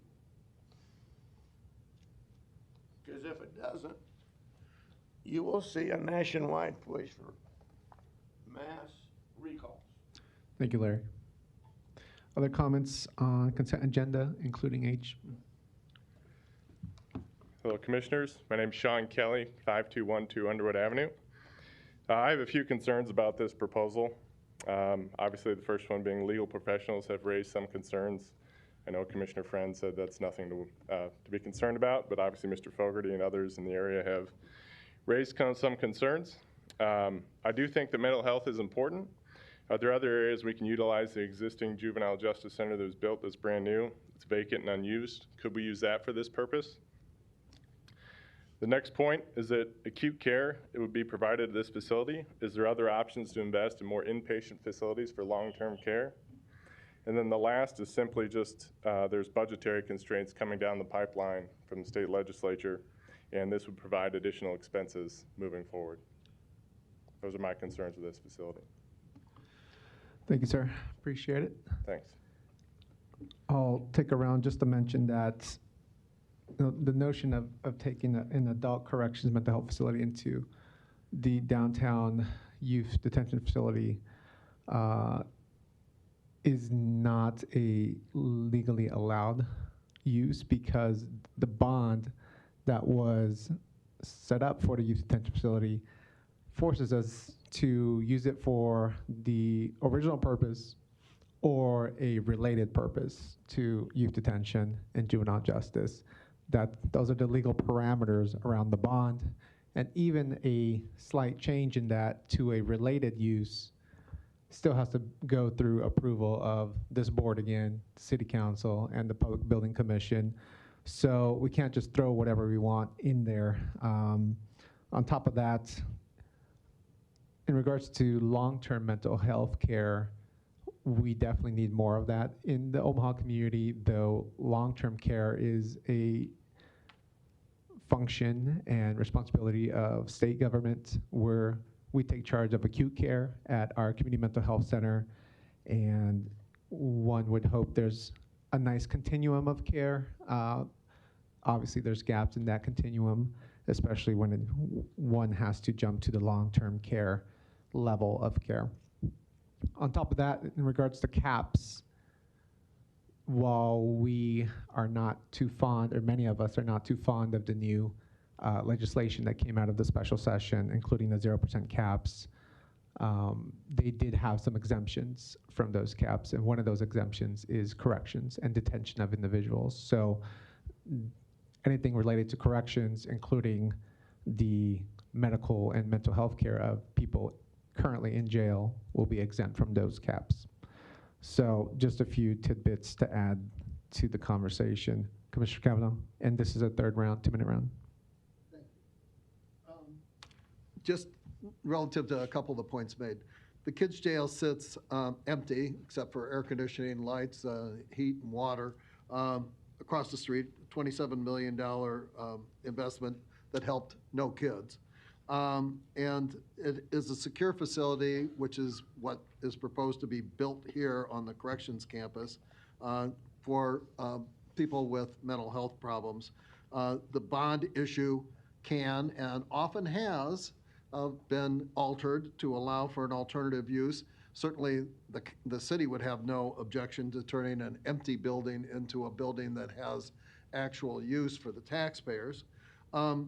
The long-term care facilities, which are available to Douglas County residents on 42nd Street with physical disabilities, could easily be expanded with these savings to provide long-term care for Douglas County residents with mental health disabilities. We can shrug it off to the state. The state's never going to address this. Either we do it or it doesn't get done. The acute care can certainly be handled, although it's not mandated for us to provide this acute care to inmates at the Douglas County Correctional Center. And I'd hate to have it be that in order to get acute care on a 30, 60, 90-day basis in Douglas County, all you have to do is get arrested. I think acute care should be provided for our resident citizens who aren't arrested, at least on an equal basis. The caps exempt duties relative to inmate detention. That's jail. And if we're going to use the cap exemption under state law, we're going to violate the federal law prohibition against expanding jails in ARPA. You can have it one way or the other. You cannot have it both ways. So in order to avoid the potential of a $30 million clawback, doing an inadequate job for people who are incarcerated in the same block virtually as we have an empty, newly constructed building, I'm sorry, does not add up, does not make budgetary sense. And if we do, in the worst case scenario, as attorneys have pointed out here, suffer a clawback, that's going to be compounded by a $30 million Douglas County taxpayer payback to the federal government. This could result easily in a property tax increase, and we could compound the damage done by the record property tax increase that was used to build the empty kids' jail. We just need to pause here and reflect on the best alternatives. And one of the best alternatives certainly is an empty, secure building a block away from this proposed jail expansion that has all kinds of legal problems. If we pause, we don't jeopardize anything. If we pause and decide to go forward, so be it. I respect my colleagues' opinions on this. We just happen to differ. And I'm basing my difference on the recent fiasco employing many of these same techniques at the kids' jail. Again, let's do the right thing here. And the right thing is to do the best we can with the resources that we have to address the problem that faces us. And we cannot use ARPA resources to expand the jail. We should not use any resources to incarcerate mentally ill people if we can avoid it. Let's do the alternative of utilizing a facility that we've already got built and is vacant and is unusable for its stated purpose. That's time. And it takes not a lot of hard work to make that right thing. It's better, cheaper, Thank you. and better for all concerned. Thank you. Commissioner Friend? Thank you, Mr. Chair. I've been on this board almost 4 years now, and we're still talking about the Juvenile Justice Center. That's okay.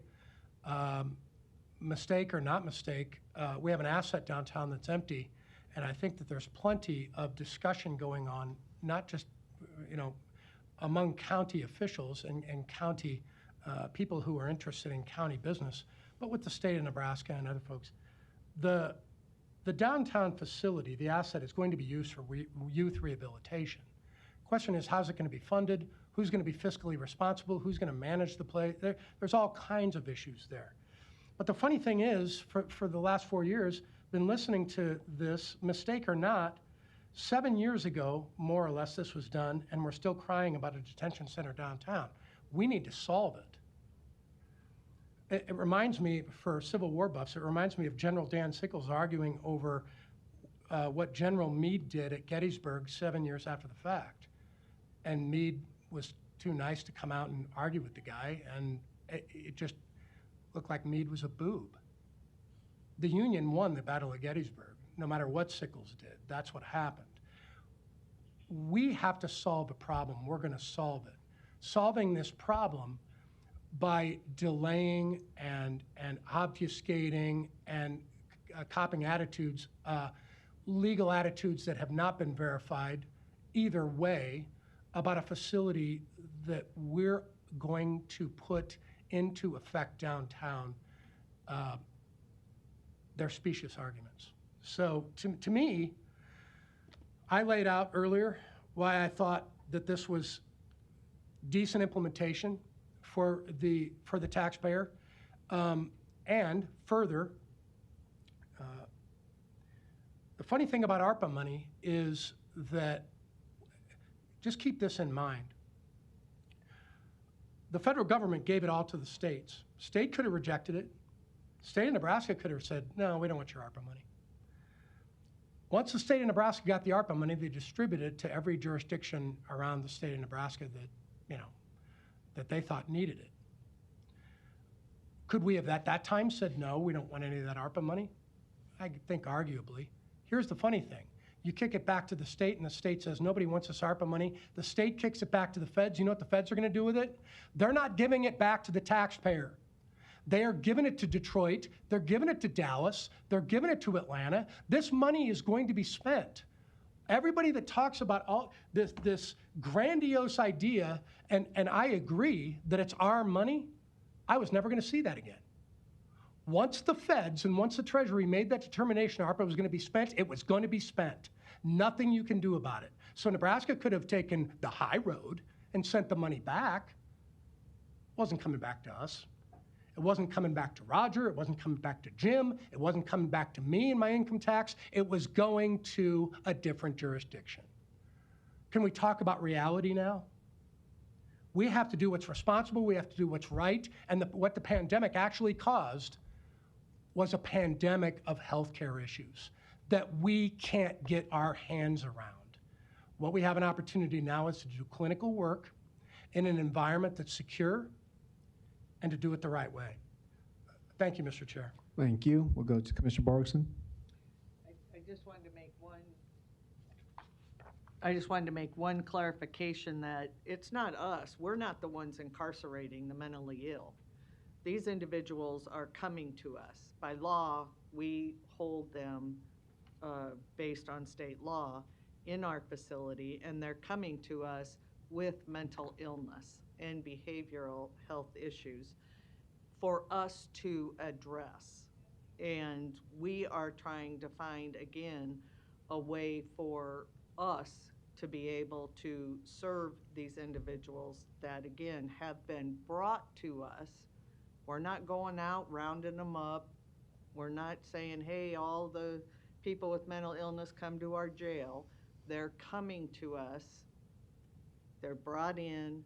They have mental illness, and it is up to us to address the care that is given to these individuals.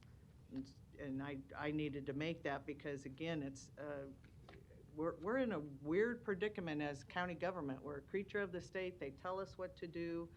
And again, holding individuals with mental illness, we could just let them sit there. We could put them in the medical mod and we could let them sit there without any treatment, any services. We definitely could do that. But we're trying to find a way to better serve the individuals, again, who are brought to us, and some with very serious mental illness. And they do not, no one, again, deserves to be sitting in a jail without the treatment of their mental illness. And so this mental health facility that will serve those that are incarcerated, I think will serve the public well. Thank you. Thank you, Commissioner Borgeson. I'll just echo those sentiments. I mean, we've voted on this project throughout various stages, including the CM at risk, which was a few months ago. We're really just voting on the construction company today because the board has already found the consensus to move this project forward. But while we're on the higher end philosophy of the overall project, I'll just echo that and say that we're trying to do our small part in breaking the cycle that many people find themselves in between jail and local incarceration, between homeless shelters and hospital emergency rooms. Many people find themselves stuck in those cycles between those three. And our little part is the local jail, corrections. And the fact that we see 50% of our inmates diagnosed with some kind of mental illness, that screams to me that there's some kind of crisis going on in our local community, that 50% of our inmates have some kind of mental health diagnosis. That's a huge number. And it's not getting smaller, it's only been growing. And so we're trying to do our piece of the pie to truly treat them while they're in our care, provide them with better mental health services, better acute services, better therapeutic environments to truly treat them well when it comes to mental health while they're in our care. Yes, I know that some of them are only in there for a month. Some of them are in there for a full year, and everything in between. But again, while they're in our care, we're trying to do our best to truly care for them, especially when it comes to their mental illness, which 50% of them have. So I would just echo the sentiments shared by some of my colleagues and complete my round there of speaking. Is there any other comments on this item before we vote on the consent agenda, including H? Very brief. Larry, you had a round already, my friend. You already had a round, Larry. I'm sorry, but you had a round already. Point of privilege, I guess, is the question. Well, we're going to go to G next, which I think you want to speak on. Please have a So. discussion about what you're going to do with all the illegals that are coming. Okay. Yeah, not at all relevant. Okay. We'll move forward. Jeff, did you have a comment on H? I don't have the agenda in front of me, but it's the contract for McCarthy. Yes. Feel free. Jeff McGill, Douglas County Public Properties. In that contract, it talks about insurance and bonds as an exhibit. They're typically not provided until the contract's signed. So I believe it's within 10 days we'll receive those bonds and label it Exhibit B. That's for the record. Thank you. We'll move to vote. Again, we're voting on consent agenda, including H, but minus G. Mr. Chair, just before you vote, I just wanted to note on item S, just want to make it clear. So there's nothing we need to amend because the resolution, all the backup submitted is correct. But on the agenda, special designated liquor license is what it is. That got cut off on the agenda, but I just wanted to make sure people were aware. It's for basically a event that Madonna's putting on, and plenty of organizations apply for SDLs in those situations, but this is not for like a regular full-blown liquor license for them. That'd be a different process, but it's an SDL for an event they're having. Got it. Thank you, Mr. Clerk. Commissioner Kavanaugh? Point of clarification, Mr. Chair. Could we vote separately on H? Obviously, I'm opposed to that, but I'm not voting against all of the consent agenda items. It's just a separate vote. Yeah. Like G. Like That- G is going to be a separate vote. That should be fine, if the board's okay with that. All right. We'll take G and H separately. So for future reference, let's make sure we say that up front, and we'll just pull it out up front. Yep. Perfect. All right, so consent agenda minus G and H. We'll vote on that. We did have one already, yep. Okay, thank you, Commissioners.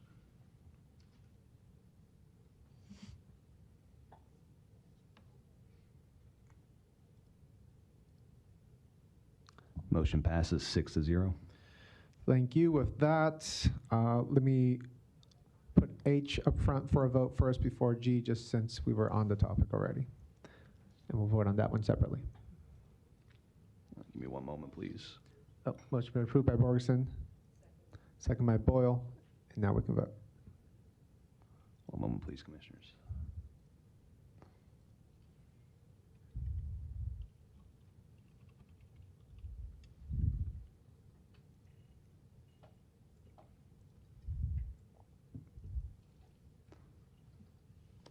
And then for item H, that was a motion by Borgeson, second by Boyle? Yes. Okay, thank you.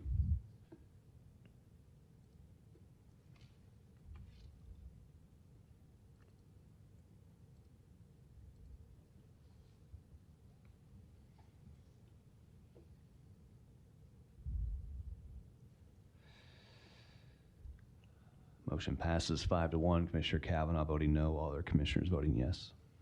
Thank you. Now we'll go to G, which is the approval of contract with Charles Drew Health Center to provide the needed mental/behavioral services for the Douglas County Youth Center Behavioral Health Initiative. Commissioner Rogers pulled it out. Would you like to say a comment? Abstaining because I sit on the board. Got it. Anything else on this item? Otherwise, we can vote. We'll vote. Oh yeah, motion approved by Boyle, second by Friend. And we'll vote.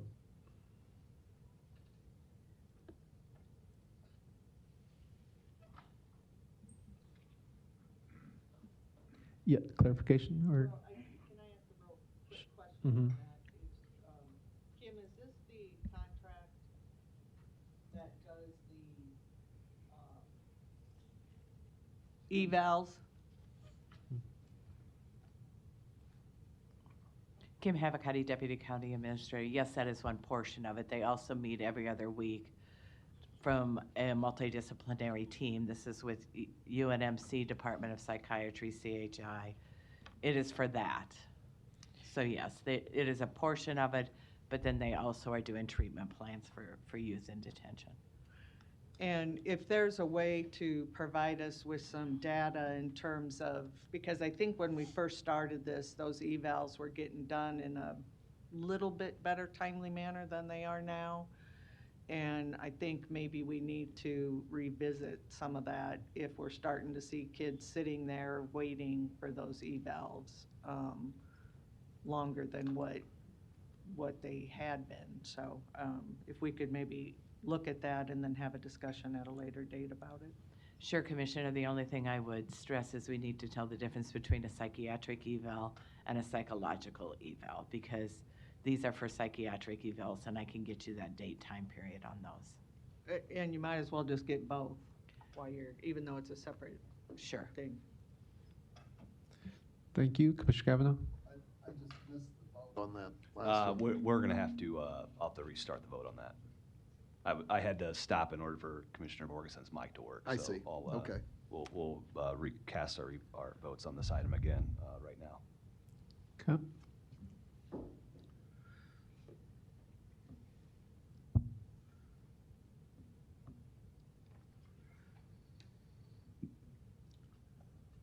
Motion passes. Commissioner Rogers abstaining. All other commissioners voting yes. Thank you. That completes consent agenda. We'll now move forward to section 5, public hearings. We do have A and B, A being the public hearing to consider a proposed golf cart ordinance. Oh, did I miss? Sorry. Yes, except, oh, there we go. Yeah, my apologies. Thank you. Good catch. Proclamations and recognitions. Let me go back to section 3, my mistake. Item A, recognition of the following county employee. I don't believe Mr. Arthur Cooks is here today, but we do want to acknowledge his 37 years of service to Douglas County through the Douglas County Department of Corrections. So many thanks to Arthur Cooks for his service. 37 years is a long time. And with that, we'll take a motion second for that. Motion by Borgeson, second by Friend. Please vote.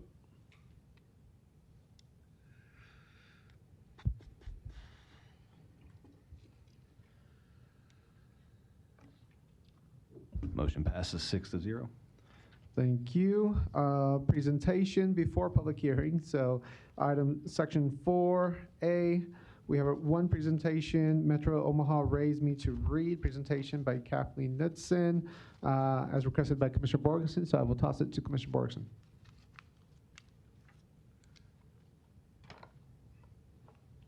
Yes, thank you, and thank you, Kathleen, for being here today. This was just, she sent an email out talking about the organization, and I actually had not heard of the organization and was very interested because I usually go when it's time to read to the kiddos at various locations. And again, I have a big passion for kids learning to read, because if they can't read, we all know what the pitfalls are for that. And so I asked Kathleen to come and just give a short presentation on what the organization was about, and so that we would know. And again, just very interested in what you all do. So welcome. Thank you.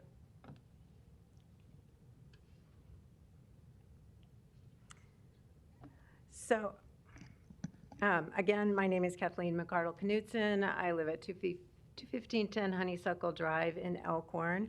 I am the facilitator for Metro Omaha Raised Me to Read, and I thank you, Commissioner Borgeson, for inviting me. I am a sixth-generation Nebraskan. I grew up in Valley, Nebraska, and now live in Elkhorn. My teaching experiences include English and research writing, music and liturgy, and building a high-ability program in math and English out in my home school in Valley. My last role in education was serving as a school administrator at Carter Lake Elementary. My roles included security, safety, culture, and climate.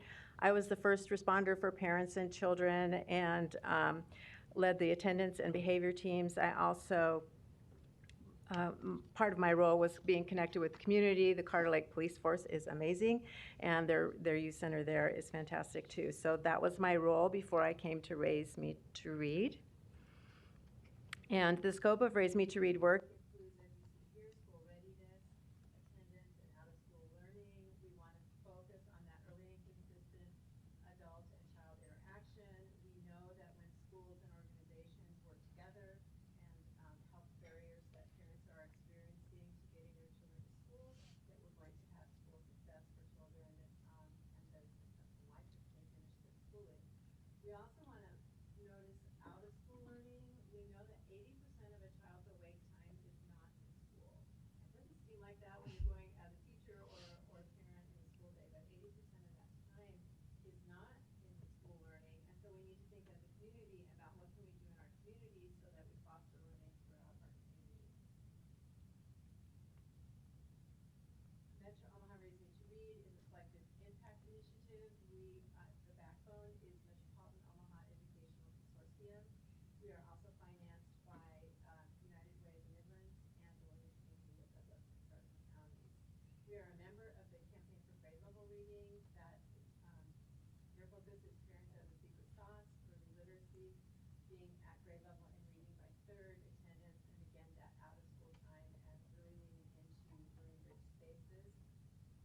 You have to create a community solutions action plan to be part of the Campaign for Grade Level Reading, and that's on our website at raisemeetoread.org. You have to describe your entire city and history of the city, and then notice the things in these realms that need to be addressed.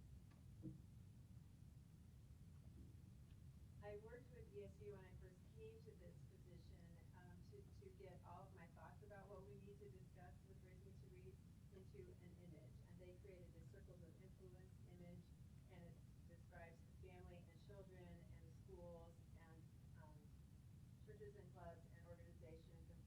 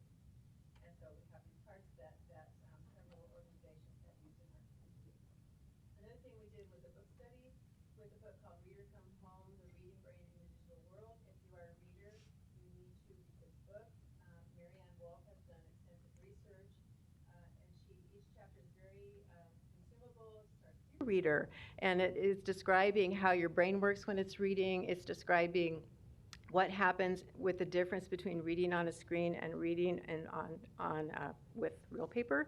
And as an English teacher, of course, I'm more in favor of one than the other. But one of the things that they notice is when our brains are wired to look at a screen differently, to scan a screen in sort of a Z motion, and we don't do that when we read stories or when we read articles. And so that's concerning to people who study literacy, because we part of literacy is walking in other people's shoes, and if you're skipping through the story, then you might not know all those issues. This has come. The next thing that I want to mention is that we do screen resilience for free, and I help whoever it is that is screening it come up with questions and answers and next steps after they've seen the movie. This is really important to me. I learned at Carter Lake with upper 90% of poverty and generational trauma that we need a better way to respond to students in school.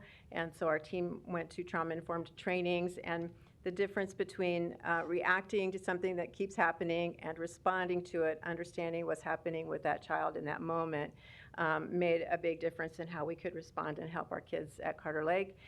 It feeds right into the conversation you're having about mental health too, in our city and our county. In the middle, on the bottom, I have worked with Service Learning Academy at UNO. That connects students in their regular coursework to outside agencies and to schools, elementary schools or high schools. And I have worked with students 9 out of 10 of the semesters that I've been there. And this is an example of a graphic design. Our chancellor says that the majority of students who graduate from UNO stay in the city. And so, first of all, it's nice to be teaching with kids again, but my goal here is to train up a whole, every semester it's been about 100 students that I've had, is train future citizens in understanding early literacy and understanding the importance of urban development in the things that we're doing in our city. And so that's been a really good get for us in that they're going out into the community. They already understand this issue. Last, which is how I was connected with Commissioner Borgeson, is the Be Present, Be Powerful attendance awareness campaign. A group called the Attendance Coalition sends to schools and to our members a social media calendar that says that's for 20 days and gives people things to post about attendance as we're coming into the school year. Attendance awareness is typically countrywide in September. Here we start so early that we do that in late July and August. But I thought to send it to others in the community that could put it in their church bulletins, in other sort of newsletters that come out. Those same messaging can go out throughout our community. So with regard to attendance, the Raise Me to Read supports the Community-Based Attendance Coalition, and on our slide, we have the people, the organizations that are connected to the people that are on our leadership team. You see a mix of schools and agencies here. This group was originally gathered by retired Judge Elizabeth Sirkovich in 2012. Raise Me to Read just helps set the agenda. We usually meet on campus, and the purpose is to gather and learn more about how we can help our students in school to come to school. I also listed some subjects that we've studied over the last few years. There are 139 members from 35 entities in the coalition, and I see Kim here today, and we are assisted by Douglas County Juvenile Justice with Deb Faga helping us in sending our information out, in setting the agendas. I love this group. They come together asking to learn more about what they already so wonderfully do. We worked to write down our purpose and strategy. We've just been meeting for years and years, and we try to match the system's structure for Douglas County Juvenile Justice. So our leadership team worked to create those things. Again, we're collaborating, we're providing meaningful trainings. With regard to early literacy, our major project is Omaha Urban Thinkscapes. This is our logo. The best way to describe this is from Ralph Smith, the leader of the Campaign for Grade Level Reading. He says that children are hardwired for learning, and the question is, are we prepared to enable, encourage, and expand the opportunity for learning? That's the challenge that this movement is taking on by creating a notion that there are places and spaces where community happens, and in those places and spaces, we have this opportunity to promote a vastly enriched and expanded notion of learning. Our core team includes Stephen Ellsberg, formerly with the Chamber of Commerce and Urban Development. He's now at PGSA. On the right, Dr. Deborah Wisniewski, who is a teacher education at the College of Ed at UNO, and she is an internationally recognized expert in play. We also have Christina Stamatis, a professor at UNO also, and her expertise is in community engagement in writing and storytelling from the community upward and outward. Last, Jeff Spies from Lamp Reinerson. Jeff is the one I kept bugging at MAPPA meetings and saying, surely somebody might be interested in a project like Thinkscapes, and he introduced me to Stephen and Deborah. During the pandemic, Steve and Deborah and I met with community leaders to discern their interest in a project such as this. I know it's small type, but when you review it, you'll see that we've developed relationships with artists, elected and appointed officials, advocates for playful learning, STEM, mental health, and natural resources, project and landscape designers, community planners and resource conservationists, and museum and research educational leaders. Every person we met with enthusiastically said, yes, we need to be part of this. A quick review of just some Thinkscape work that is occurring. On the upper left is Philadelphia Urban Thinkscapes. We're very connected with this group. Dr. Sarah Lytle, that leads the Playful Learning Landscapes Action Network, and Dr. Kathy Hirsch-Pasek, who does a ton of research in this area. They did this project, and you can see a kiddo, he's playing on equipment, but that equipment has lines for you to choose to go left or right, forward or backward. It also is on uneven, that is using cross-brain thinking to do those kind of activities. There's also a 3D puzzle. This area was, this is a bus stop. It looks bigger than it is. It's a bus stop where parents and children are already going to be, and then they can play and interact with each other there.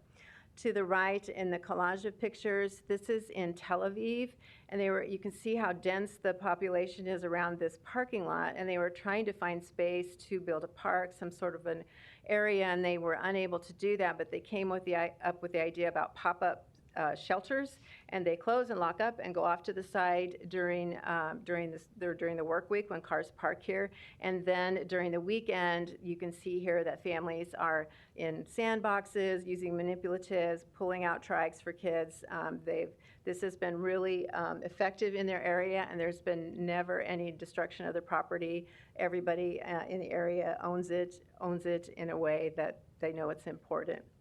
Another way to think of Thinkscapes isn't a place, but it's signage to just encourage parents to talk about things when they're with their children. So this is a thing called Supermarket Speak, and it is just saying, let's talk about the colors in the produce aisle, and you can do that with shapes and anything that you see during your trip through the grocery store.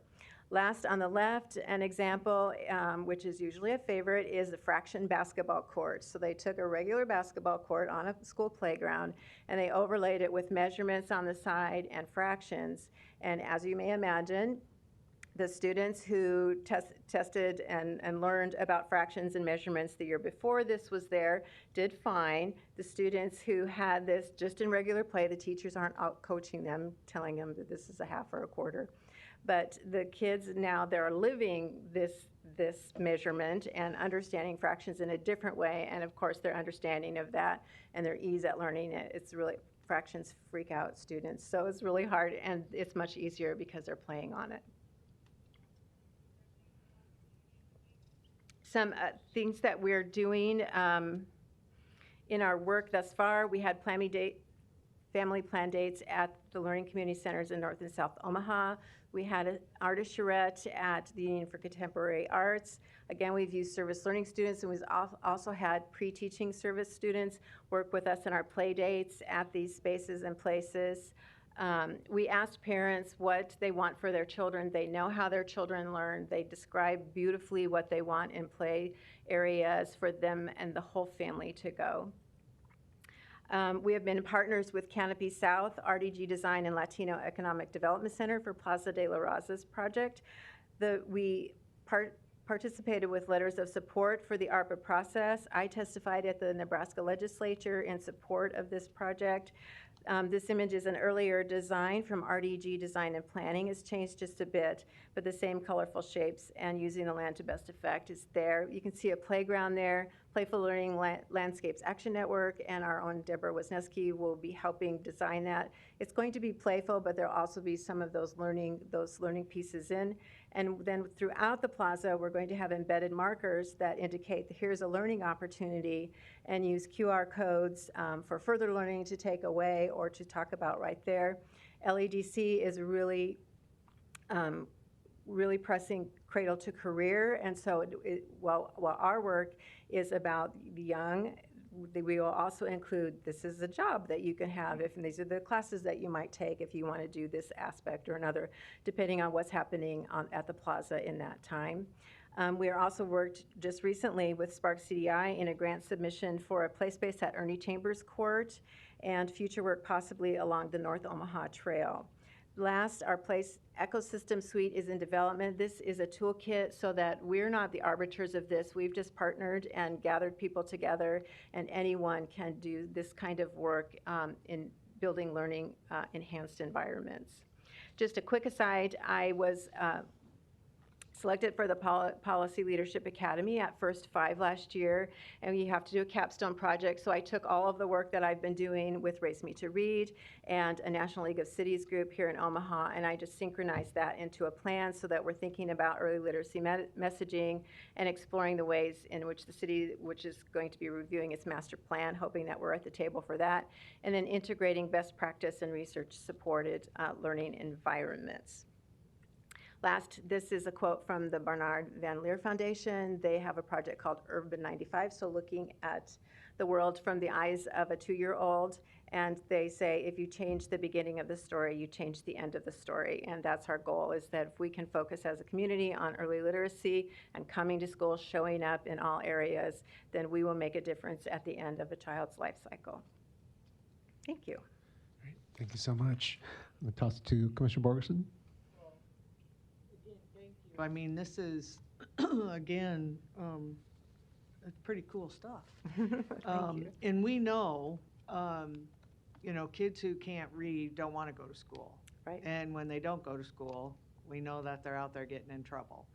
And so any little bit that we can do to, again, at a very young age, be able to make a difference, that's so important, because we see so many children now that are just kind of passed through the system who can't read. And again, we end up dealing with a lot of what their actions have gotten them into trouble with through our juvenile system. And so this is really, really important. Do you work with the voice advocacy with dyslexia at all? There's a voice advocacy is part of Raise Me to Read's board, and I think they come to our coalition meetings, attendance coalition. So they're on the Raise Me to Read board advising in that. Also, MOEC, that's not what I'm here to talk about, but MOEC, who is our backbone, they have done some training from Iowa Reading Research Center for teachers in Douglas and Sarpy County for dyslexia training. Dr. Deborah Reed created this very wonderful way of being, and several of I know Omaha and Millard have both used those tutorials for staff and training staff in dyslexia. So how does somebody, are they referred to you, or do you just go look for partnerships, or? Mostly I've been working in the community, developing partnerships, yes. I can't think of anybody that's been referred to us. We've made new connections as it's grown, so we're in year 6 of this project, so we continue to make new connections, and we know that there are others in this field, and we try to connect with those on a regular basis. The Wellbeing Partners are one group. Of course, we're connected to the learning community through using their centers and things like that. Back to your statement about attendance, we can trace kindergarten attendance to whether a student graduates in high school or not. So it's very important to catch it young. And it doesn't have to be I had to go to court for some of our students at Carter Lake. It's not to be the punitive, but it's just say, we like to show up. Don't we like to show up? And the more we talk about just that concept in the community, the more it will just become sort of normal behavior. Of course, you show up. Well, I especially like the basketball court. I know. Fractions. That's pretty cool. It is very cool. But again, thank you. Thanks for having me. For being here and sharing so much about your organization. Very impressive. Thank you. Commissioner Friend? Thank you, Mr. Chair. Ms. Knutson, thanks for the work you're doing. And with the ESU value add, you may have addressed a little bit of this that I glazed over, but have the schools been open to the practical approach? I mean, some of the things that you've been, or is this a work in progress? The schools in the metro. Tell me what you mean by practical approach. Well, every school carries a large bureaucracy. So, I mean, is it hard to, the majority of the youth that you're trying to help are being helped in different ways by OPS, Millard, Bennington, the Valley School District, stuff like that. Are they open to the relationship that you're trying to build with them? I mean, does the ESU help in that manner? I have not used, I've used ESU in different ways for more of the technological stuff. ESU is part of MOEC's executive group, I believe. And we have early literacy group with MOEC. We have other organizations there. The schools are very welcoming within whatever that school rule is to the people from the attendance coalition. So like Urban League is in the schools. Child Saving Institute helps with schools. So for having outside actors help and support them with regard to attendance and literacy, I think the schools are very open to it. The literacy work group that works with MOEC is always trying to find best ways, best practices. So yes, I think. I guess that was the reason I asked the question. I mean, sometimes, and not that the schools would intentionally do that, but sure. I mean, sometimes there are roadblocks and things that you have to weave your way through. Did you teach, or were you an administrator at DC West for any period of time? No. Okay, so you don't know my daughter. That's good. I know. Never mind. That's it. That's all I had, Mr. Chair. Good to know. All right. If nothing else, then thank you so much for being here for the presentation. Appreciate it. Thank you. All right, now we'll jump into public hearings. 5A, the first one being a public hearing to consider a proposed golf car ordinance to allow golf cars to be driven within SID 506 Quail Run Valley in Douglas County. So with that, I will now open the public hearing for this item. Is there any comments or questions from board or the public? If not, I will first let me close the public hearing and give a quick context note there, Commissioner Friend. The statute would have us typically do 3 readings of this item. I've been advised that if we would like to, we could suspend the 3 readings first as the first motion, and then the second motion could be to approve it today. So, yes, Commissioner Rogers. Assuming by this being on there multiple times, that if anybody wanted to raise their hand, they would have. So I would move to suspend the statute. The 3 readings, yep. Very good. So motion by Rogers to suspend the 3 readings required by statute, second by Friend. We'll vote on that first. And this is one of those items where we have to do a voice vote, so I'm going to do that, and I'll announce your vote as well. So Commissioner Borgeson. Yes. Commissioner Borgeson voting yes. Commissioner Boyle. Yes. Commissioner Boyle voting yes. Commissioner Kavanaugh. Commissioner Kavanaugh voting yes. Commissioner Friend. Yes. Commissioner Friend voting yes. Commissioner Morgan is absent. Commissioner Rogers. Yes. Commissioner Rogers voting yes. And Mr. Chair. Yes. Commissioner Garcia voting yes. Motion passes 6-0. Just for the record, the ordinance we're considering for this public hearing is the SID 506 of Douglas County, Nebraska, Quail Run Valley Golf Car Ordinance, which at this point we can vote to approve today. Motion approved by Friend, second by Borgeson. Please vote. Commissioner Borgeson. Yes. Commissioner Borgeson voting yes. Commissioner Boyle. Yes. Commissioner Boyle voting yes. Commissioner Kavanaugh. Commissioner Kavanaugh voting yes. Commissioner Friend. Yes. Commissioner Friend voting yes. Commissioner Morgan is absent. Commissioner Rogers. Commissioner Rogers voting yes. Mr. Chair. Yes. Commissioner Garcia voting yes. Motion passes 6-0. Thank you. That concludes item A. We also have item B with our Director Todd Fitzer, or excuse me, County Engineer Todd Fitzer, opens for comment for the hearing on the county's highway improvement plan fiscal year 2025 to 2030. It is under under public hearing, so I should now open the public hearing and toss it to our county engineer. All right, Todd Fitzer, 15505 West Maple Road. I was told brevity would be graded here. So, Dan, do you want to join me up here and do some commentary, or you? I'm gonna leave that up to you.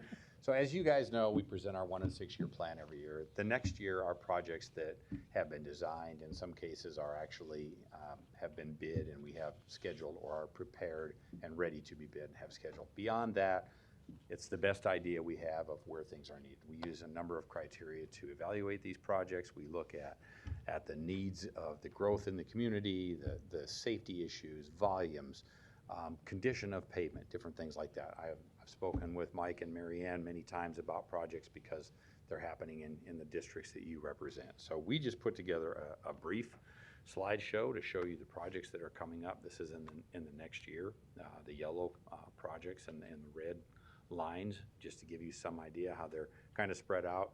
No big surprise, they're in the north and west part of the county primarily. We do have a couple down in the southwest part of the county as well. You will have access to this information. It's on our webpage and it'll be posted, and you can go through and look in detail and ask any questions.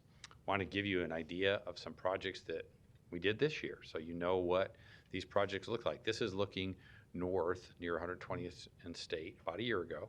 This is what it looks like south of State, and look at the differences here as it was built. I mean, just a year ago, and this is out near the Google site, and you can go out there today and see the connections that are in place. 216th and Mount Michael, we wanted to show you what's going on out there. Wanted to show you that when we come in and make these improvements and put in the infrastructure that's needed and do those things, that we still maintain the access, and so people can get through there, and they're not having to detour out of their way and do things like that. But you can see the changes that are happening just in a year on a couple of these projects. This is what Northwest Douglas County is what's happening. You guys know we've had a few weather events this year, and it's been a challenge, but we've managed to keep moving. This is what is now a roundabout. So this is what it looked like in March. This is what it looks like today. Well, it's even better than this today. We've got the connections. If you blinked, you missed it. But I can go back, and this is the time lapse and what it looks like today out there. You can actually drive on this roundabout now. So it's slowing traffic on Q Street, providing pavement on 222nd Street. It's making those connections and serving those neighborhoods. So I was told brevity would be appreciated. That's in a nutshell what we're doing. And as you guys know, in the last 6 months, we've had a blizzard and 2 floods and 2 windstorms and a tornado. So we are out there cleaning up our roads as we speak, and probably are a month away from our roadside cleanup being considered complete. That has taken its toll. We don't have all of our grading and our ditch services and all those things done that we like to have done this time of year going into fall. And I know you don't want to hear it, but I always say good snow prep starts in August, and if you come into our yard right now, you will see snowplow stuff all over the place because it takes months to go through and troubleshoot and make sure that everything's in place. And so we are starting to think about that first snowfall, believe it or not. So with that, I guess I want to thank Dan Kulek. Dan did the lion's share of work on this, and I'm so pleased that Dan is still with us and giving me the benefit of all his years of experience. And with that, if you guys have any questions or comments you'd like to make, that's why we're here. Perfect, thank you. We'll go to Commissioner Borgeson. It's a dynamic duo. Did you hear that? But thank you for this. And when on that map where you had the circles, so did you say the yellow or what are the green then? If the yellow are the ones coming up, are the green in progress? Or does that not mean anything? The green are the county projects. So if you look down at the bottom, but where the green, where the key is there, those are projects that we're working on kind of alone.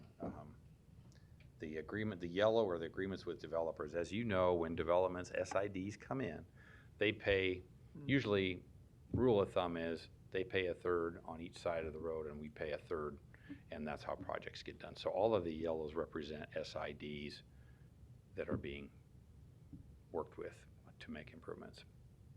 Okay. Thanks. And just at a high level, I'll take a quick round. For those who may not know, what does the county engineer's office in regards to roads, road improvement, snow removal, stuff like that, at a high level, which are the ones that we take care of that are our responsibility, and then what is not our responsibility within Douglas County? Well, the best, I would suggest, if you can look at this map, the light gray, so the southeast part is City of Omaha. So once the City of Omaha annexes an area, it's theirs, and they take care of it, maintain it, make any improvements. The state does the state highway system within Douglas County. They do a lot of that, and then we do everything else. So everything that's not shaded in gray there, Ponca Hills, Northwest Douglas County, all the way out to Waterloo Valley, all that, that's all us. So we also do the smaller cities and towns like Waterloo and Valley and? Not within those towns, but all of the surrounding roads and things leading to those communities, yes. Got it. So just one of many examples of where Douglas County funding goes towards, and which is obviously an important service when you want to get your snow removal done and your roads, et cetera. Yeah. Commissioner Rogers? You all, tell me, I'm just looking at, I might have been giving out the wrong number to somebody when they were telling me. Can you give me an approximate number? What's the percentage, what percentage, from looking at this, do you have an official number of the percentage that Omaha makes of Douglas County? What's Omaha's percentage of Douglas County? Well, are you talking about population or geographic area or lane miles or what? I think population, I know, but give me both officially so I make sure I'm right in what I'm saying. I don't have all those. I was just trying Okay. to clarify. No, I would have to get back to you if you want. Yeah, I'm just very curious, 'cause specific. I think I know the city of Omaha from my previous life maintains over 6,000 lane miles of roads, and we're not even close to that. We're in the hundreds, 400 or 500 lane miles of roads, Douglas County. Yeah, I'm just curious. No rush, but if you all can get it, I appreciate it. Sure. What specifically, are you looking for lane miles or geographic I'm looking at area? geographic land mass. Okay, sure, we can Population, get that I think for you. it may be, I thought it may be 70% or something. Unless Dan happens to know off the top of his head. We looked this up recently, didn't we? Well, Dan, we were looking up, to let you know some of the things we enjoy looking at, we were looking up, if you put the island of Manhattan, we were talking about the services provided by a major metropolitan area, so the population and landmass area of Manhattan, and it is about 1/6 the size of Omaha, but it has more population than we have in our whole state in that area. So it's very interesting to think about the differences that we have in the Midwest, but certainly I can get that, Commissioner. Thank you. Mr. Clerk, did you want Dan to just say who he was? Yes, I know you didn't speak much, but. Yeah. Yeah, if you just say your name. I don't want to speak out of place with the boss standing right next to me. My name is Dan Kudelek. I'm the engineering manager. Thank you, Dan. Appreciate it. Yeah, I'd be curious on that number two that Commissioner Rogers was asking about, geographically speaking, because I've heard the number 80 or 82% tossed out as far as geographic portion of Douglas County. But from this map, it doesn't quite look like 82%. It looks like less. But we'll take an official number if somebody has one. Commissioner Friend. Thank you, Mr. Chair. Thanks again, you guys. I utilize this 1 to 6 year plan quite often. I think you know that. And then, of course, I send Todd emails and on a pretty consistent basis. Can you, a lot of the dialogue that ends up coming in, when you put 1 to 6 year plan together, does the growth of that asphalt follow development on a pretty consistent basis, follow SID development and also Legacy Homes, Regency, Celebrity, wherever they're doing a bunch of work, then you guys are like, Dan's in the background going, oh, whoa, there you go. It's happening right there. Does the growth follow those developments pretty consistently, or is it the other way around? Well, you know, these projects take years to put together, and we have information on development and what is being planned down the road. So we start talking about that early on, of course. And we do follow the developers around. You know, they drive a big part of our budget as far as road improvements. And we're fortunate that I would say the attorneys and the fiscal people that work with all the developers in Omaha have been, you know, cooperative. You know, they try to do what they can fiscally for us because they understand if they don't, we cannot get the roads improved in any kind of time frame, and it causes issues for even getting people to move into neighborhoods. If the traffic is horrendous around a neighborhood, people won't buy a house out there. So we're lucky in that regard. Our projects, which we don't want to overlook, are bridges. You know, a bridge goes down, that is a major obstruction for traffic. So we are fortunate in Douglas County. We've been very aggressive on replacing all of our bridges and keeping up with the functionally obsolete, structurally obsolete bridges. We have very few of them. Handful of them are left, and most of them are way out in the rural areas or dead-end roads, that type of thing. The other thing we do, which is very important, is maintenance. You know, we do asphalt overlays every year, armor coats we call them, panel repair, all of those types of things are critical. So, but the developers are what really drive our construction projects. And this is a cute anecdote, but I was at a Notre Dame football game probably 15 years ago. I've been to a few, but I was at a Notre Dame football game, and there was a dirt path. There was a new building, Mendoza building of something, and there was a dirt path going right to the building. And I asked the guy, I go, why? He goes, well, they're just waiting. They're waiting to see where everybody walks, and then they're going to pave it. And I go, that's not true. And he goes, it's very true. So the growth, development, stuff like that, it makes sense. I was going to ask you a question for a dichotomy purpose. When one of those 168th and State, right, it gets done, you guys determine whether there's going to be traffic lights up there. Then the city synchronizes those lights, right? Later That's on? correct, Commissioner. What Okay. we'll do is we'll go out and collect data, and then we'll look at the warrants in the MUTCD and make a decision. And you and I spoke of one recently. Right. Schools. Dan talked about SIDs, and he's exactly right. But schools are also a major driver. And what comes first, the chicken or the egg, the SID or the school? Sometimes it varies. But that drives a lot of traffic and a lot of improvements. But yes, to answer your question, we go out, we do the count, we look at the warrants, and we work with the city of Omaha on implementing and coordinating those improvements. Okay, I just want to make sure I'm clarifying these things with people when I'm talking out of my ears. Thank you. Thank you, Commissioner Friend. Anything else on this item? All right, we are set to take action on this item on September 10th, 2024. Teresa, do I keep the public hearing open until the 10th? Teresa, your county attorney's office. I think you can close it. I Okay. think the statute reads that you can take action after the public hearing. Okay, very good. So I'll close the public hearing at this moment. Thank you for that presentation. Thank you. And when you say take action after the hearing, Teresa, you mean on the 10th or? I think it is set for action on the 10th. Okay. I'm referring to the agenda request form and it says the 10th. Perfect. Let's follow that plan then. Very good. Thank you. With that, we'll go into committee discussion / action. Section 6. Under finance, we have budget report as presented. Nothing officially under admin or child services. Just keep in mind we have hearings, or not hearings, committee meetings coming up for admin services on September 3rd at 9 a.m. and for child and youth services on September 5th at 12 p.m. You can see our website and social media for those meetings. We also have under Human Resources weekly personnel report from Civil Service as presented, and one item which is the approval of renewal acceptance with Voya / Reliaster Financial Services for basic life and accidental death and dismemberment, disability, and volunteer life insurance. Was there? Yeah, motion approved by Borgeson.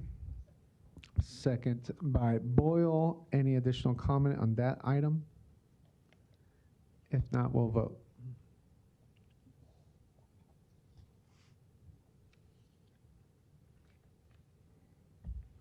Motion passes 6-0. All right. Brief note that we do not have a meeting next week on September 3rd in recognition of the Labor Day holiday.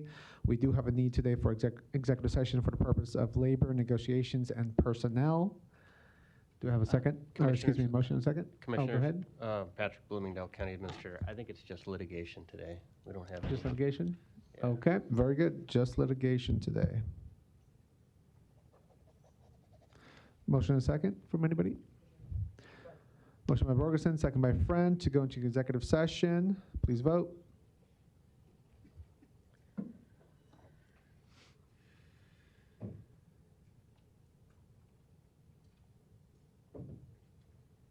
Motion passes 6-0.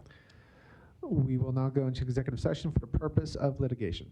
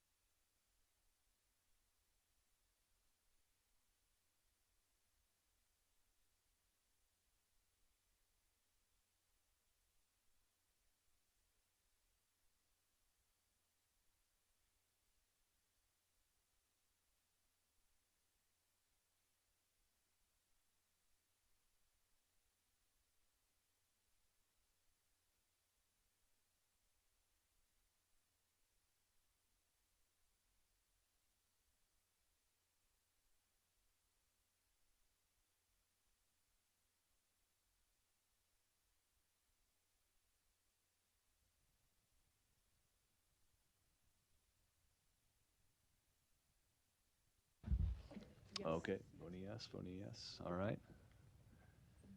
Yes. We got.